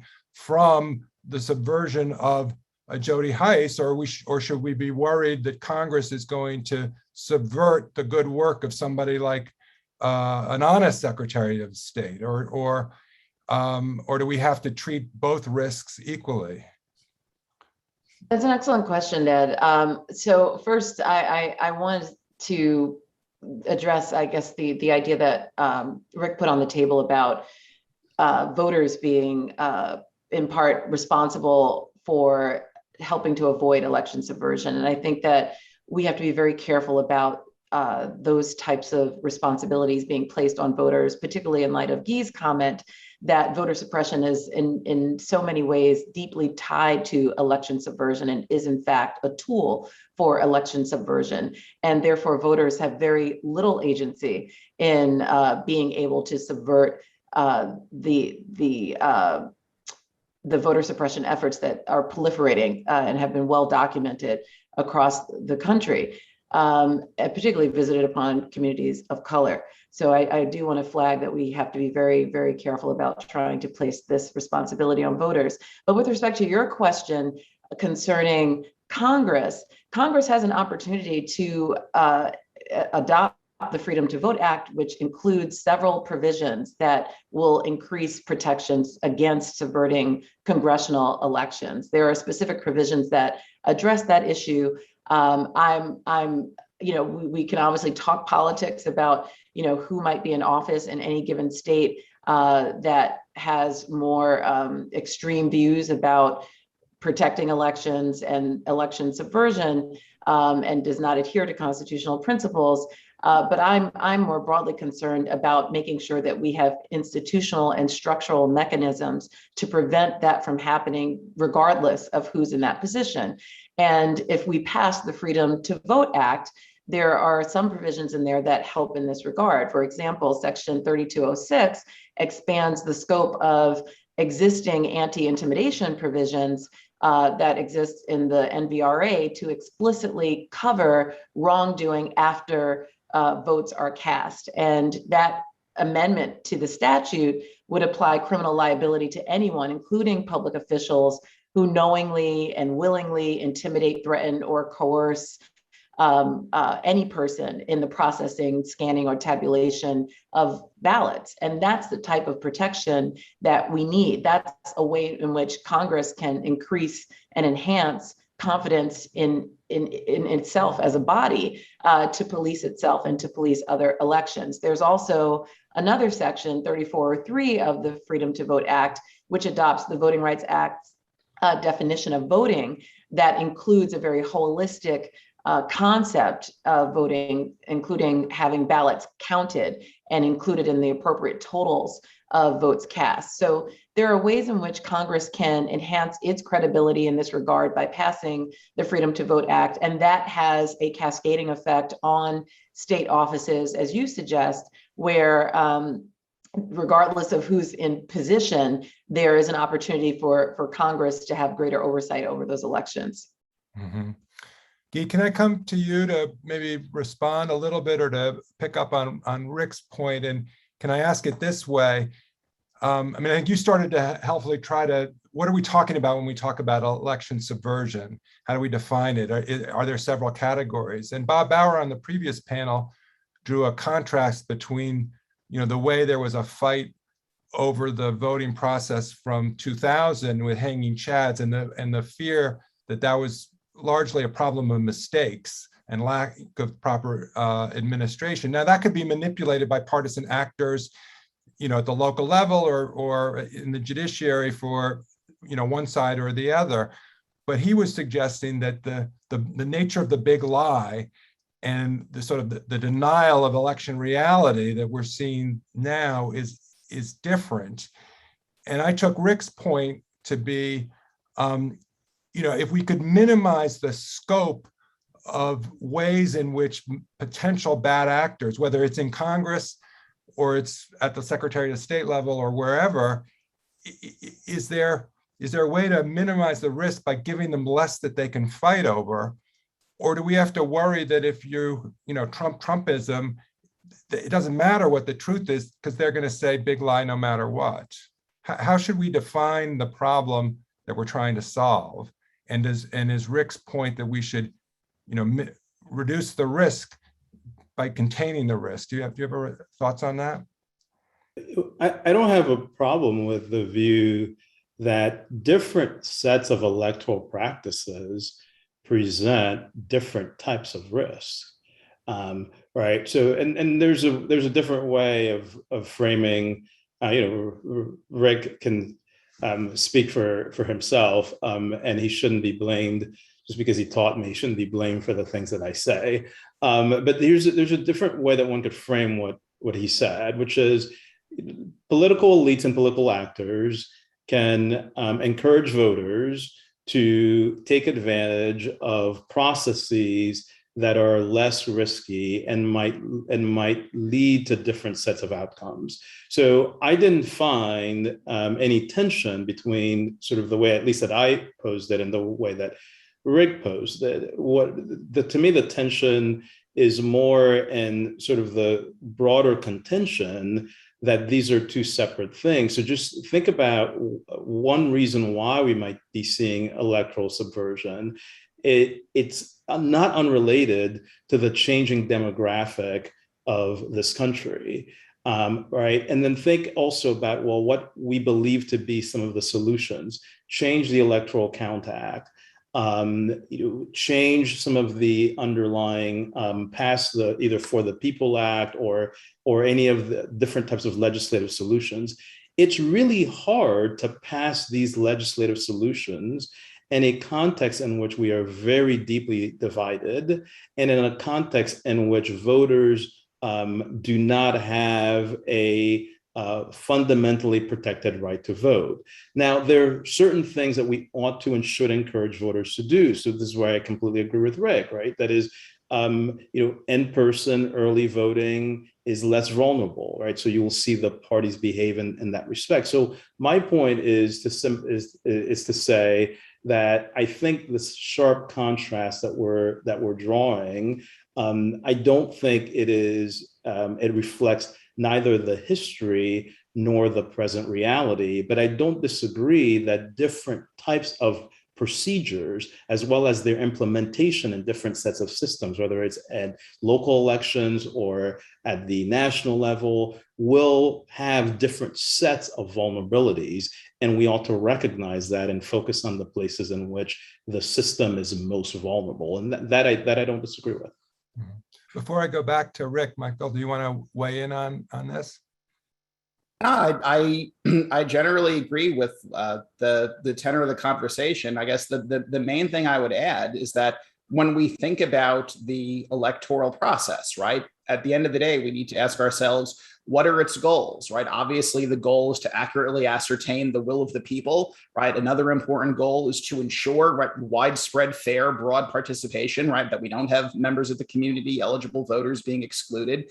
And I think that recent events underscore that another equally important goal is that it has the appearance of legitimacy, the appearance of security, that it is able to give at least right, the most voters, the average voter, the median, however you want to put it, but is able to give the general public, or at least as much of the general public as we could reasonably reach, confidence in the outcome, and particularly even if their preferred candidate loses, confidence that person actually lost. And so I think that oftentimes in trying to craft policies and determining, right, what good laws are, which laws are good or bad, which procedures are good or bad, we often place a lot of emphasis on the first two values, quite importantly, but I think that we need to place just as much emphasis on that third value of promoting that, right, appearance of confidence, appearance of legitimacy, allowing the public to easily be able to accept the results, and make it harder, right, for people to mislead the public, and make it harder for people to try to sell lies and to try to sell conspiracy theories. So Rick, I'm going to come back to you, and you should feel free to respond to what other people have said, but I thought I might put on the table also, what Congress might do by way of legislation at this moment. Obviously, the Freedom to Vote Act is pending in the Senate. There's the John Lewis bill. There's another bill that I think is devoted just to election subversion that really hasn't developed yet. People have mentioned the Electoral Count Act being reformed. That hasn't, no bill to that effect has been introduced to my knowledge. Earlier panels talked about the difficulty of overcoming the filibuster, the difficulty of getting a coalition that includes enough to get 60 senators, but people talk about, the need to protect democracy at this moment. And, given what Guy said earlier about wanting to connect the two topics of election subversion and the right to cast a ballot, whereas in previous panelists, as Guy acknowledged, there was some discussion about divorcing those topics, if you will, and saying, Congress can't pass a complete omnibus Voting Rights Act. Maybe it should at least try to pass something targeted to the issue of election subversion. Do you want to weigh in on that, as you also have talked about? Well, I think I want to put a slightly different issue into the mix as well, partly because I'm just not optimistic that Congress is going to legislate in this area. I agree with the earlier panel discussion, and I think it's meaningful coming from Ben Ginsburg, that maybe on the Electoral Count Act, there could be a broad enough coalition to do something. I'm not optimistic there either. But I think the courts can also do something here to help reduce the risk of electoral subversion earlier on in the process than on election day and in the days after the election. And what I mean by that is we still have a lot of legal uncertainty that we're going to have going into the 2024 presidential election. And the earlier the courts are willing to clarify that uncertainty, the better, in my view. And what I mean concretely, just one example that all of us are aware of, there is now an ongoing debate about whether the Constitution gives the state legislatures a kind of independent power over national elections, particularly over the presidential election, so that whatever rules they set can't be altered by state courts, state secretaries of state, federal courts, and the like. This is going to be a constant issue in the run-up to the 2024 presidential election. And unfortunately, the way our court system works, the courts tend to be very reticent to get involved in resolving issues until the very, very last minute when they absolutely have to act. In the context of a presidential election, that's extremely dangerous. The more we know who is going to win or lose from any ruling, the worse a position puts the court in, and the less likely the result is to be accepted by the half of the country that loses. So I very much hope courts are going to see the need to resolve a variety of legal issues, but particularly this one, in advance of the aftermath of the 2024 election. And I think whatever the Supreme Court comes to as a resolution on this issue, once there's a clear set of rules, the various actors will adopt to that rule, and people will not be able to try to subvert the election after the fact by arguing that the Constitution has been violated once the Supreme Court has said this is or this isn't a violation. This was a hugely destabilizing issue after the 2020 election.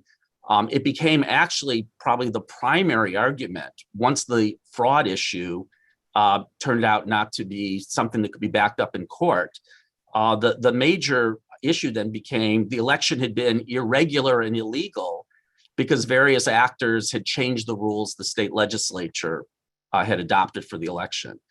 I think we desperately need clarity on that issue, and of course there are others.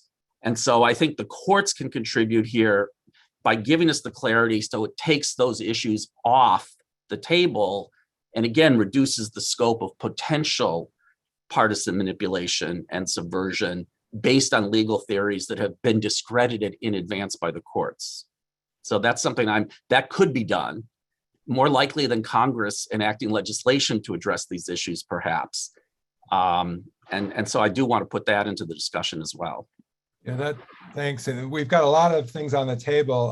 Janak, if I can come back to you, can we solve this problem, as Rick is, without congressional legislation? I mean, Bob Bauer was talking about, mobilization. The previous panel was thinking there has to be actors other than Congress if we're going to succeed here.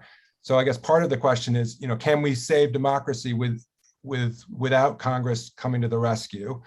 And if we need Congress to do something, is it better for Congress to sort of do half a loaf or at least some of the things that are on the list as opposed to the entire list? How would you prioritize what we need to do going forward?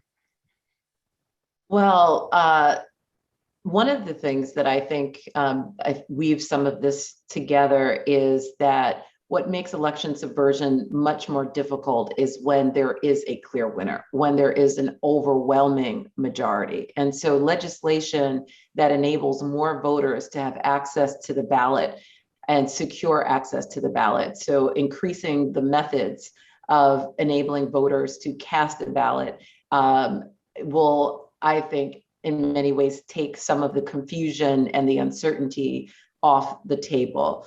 It won't rule it out entirely, but it certainly makes it much harder to contest election results when you have an overwhelming majority in favor of a particular candidate or a ballot reform.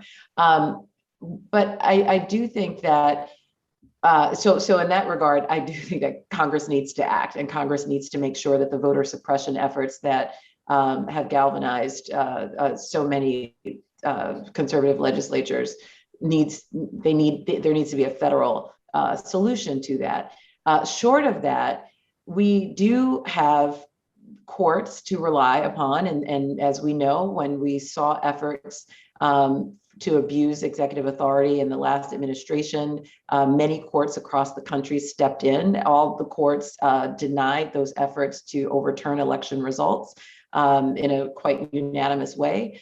And so I do have some hope that courts will play a backstop role when we see this inevitably occur in 2024 and potentially also in 2022. I don't think we should only be focusing on the presidential election, because I suspect that some of this playbook will be teased out in the upcoming midterm elections, and we'll be starting to see some of the hints of undermining confidence in our election process as early as 2022.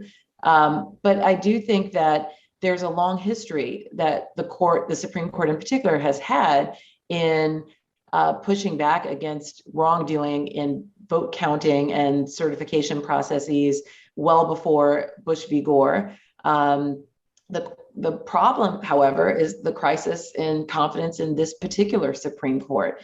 And I will point to the Brnovich case that the court just issued at the end of this term, and the idea that the court really invented new rules around Section 2 of the Voting Rights Act that are completely unmoored from its earlier precedent. And that gives me great pause in relying on this Supreme Court to necessarily play the backstop role that it traditionally has, and that it will necessarily be viewed as an impartial actor. So to answer your question, I'm really of mixed views about whether we can rely on another institution outside of Congress and without federal legislation to help put an end to this.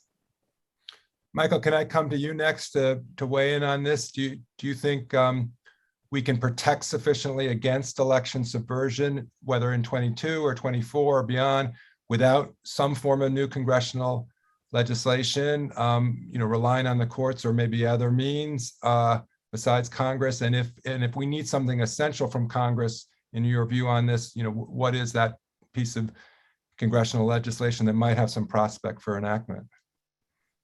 Well, particularly with regard to presidential elections, I think a lot does come back to the Electoral Count Act. And certainly if there's any aspect of the process where we should be able to have easy bipartisan agreement, where there isn't an obvious partisan valence to clarifying particular parts of the act, where there isn't any particular political party that could easily predict that it would systematically tend to benefit from certain clarifications to the act. I think the ECA, amending the Electoral Count Act, that should be the low-hanging fruit. That should be a reform that could go a long way toward limiting or even eliminating opportunities for the types of controversies that arose in 2020, and even to a lesser extent in 2004, with regard to objections on the floor of Congress, trying to get electoral votes thrown out.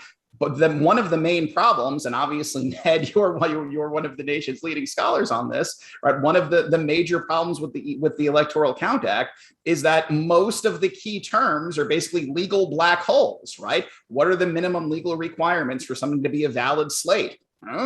What does it mean for a slate to be lawfully certified? What does it mean for electoral votes to be regularly given? These key terms, they're vague, they're amorphous, they're undefined.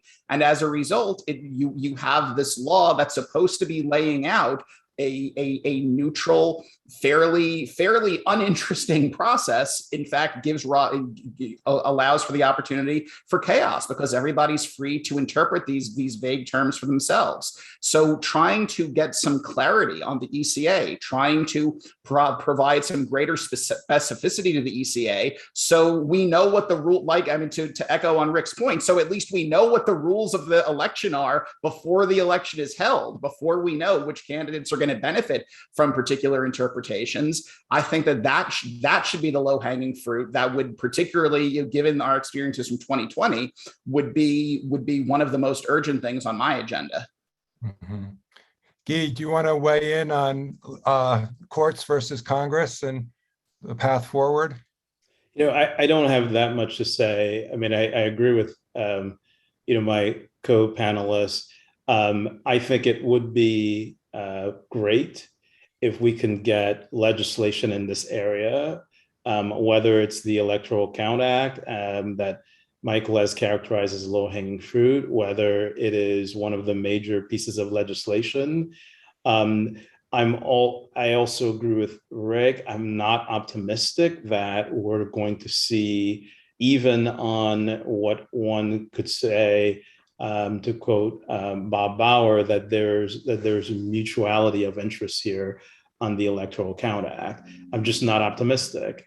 I also agree that the Article 2 question is extremely important, and even the broader point that Janae and Michael and Rick have made, that getting clarity on the rules at the very beginning is important. And the one place of vulnerability on what can legislatures do, that's a live argument. It's live not because I agree with it or because I think that but it's live because there's partly a tradition, but there also you could count at least 2, maybe 4 votes on the Supreme Court on that question. So I think there are other areas of vulnerability, and the problem is it's not clear that we have solutions. So it's not clear that we can get a legislative process solution out of Congress. It's not, we want the court to provide us with clarity, but we see that the court is divided. And I think Bob Bauer did make an important point earlier, an additional important point earlier today as well, saying, look, the court might feel differently about some of the electoral, the voting rights issues versus some of those other questions. But the Article 2 question is actually one in which we might see it go, in multiple directions, right? So it's not clear that they're going to be useful there. Civil society, Sarah made a wonderful point in the earlier panel, saying that, well, first you had the corporations coming out and saying, we're not going to support anybody who subverts elections, and then everybody forgets and backs off, right? So it's hard to find where is the place that we can realistically say. The best that I can offer is the state legislatures that are controlled by Democrats. That's the best that I can offer in terms of a place where you can get realistic reform to assure, at least in those, that there are clarity of rules, that there's a model process that is to be followed. So other than that, I think it's hard to identify a place that we can put a lot of faith in terms of actual reform. Mm-hmm. We have just a couple of minutes left, and Rick, I'm going to come back to you for a point that again came up in earlier panels, but was echoed here a little bit, and that is, the best way to avoid election subversion is by electoral victories that just can't be questioned. But electoral victories are in part determined by the electoral systems and rules for running in elections. And Larry Diamond on a previous panel made a plea for ranked choice voting. And as I think about the race between Secretary Raffensperger and Jody Heiss or other races like that, it does seem to me that the mechanics of electoral systems make a difference. So as we think about the strategies for dealing with the problem of the big lie and election subversion, should we be thinking about the rules for counting votes and making sure that we have accurate results, or should we be thinking broader in terms of how we run elections in general? Yes, I think that's a good question. So I think our electoral institutions, the way they're designed right now, create tendencies for factional candidates to be able to get elected to office who actually are not the candidates that a majority of the electorate would support if we had different structures for voting, for example. The nature of our primary election process is one example of that. So as some of you know, I have been under a separate hat, very concerned with political reforms that would reduce extremism in American politics. And I have written on a number of different topics in that area where I think changes to the structure of our elections could make it more likely that candidates who actually have a broader appeal to the electorate get elected. I think those candidates are probably less extreme and less likely to participate in election subversion activities. So that is a whole big additional topic, but I agree with your instincts about that. We do need to be thinking on that front as well.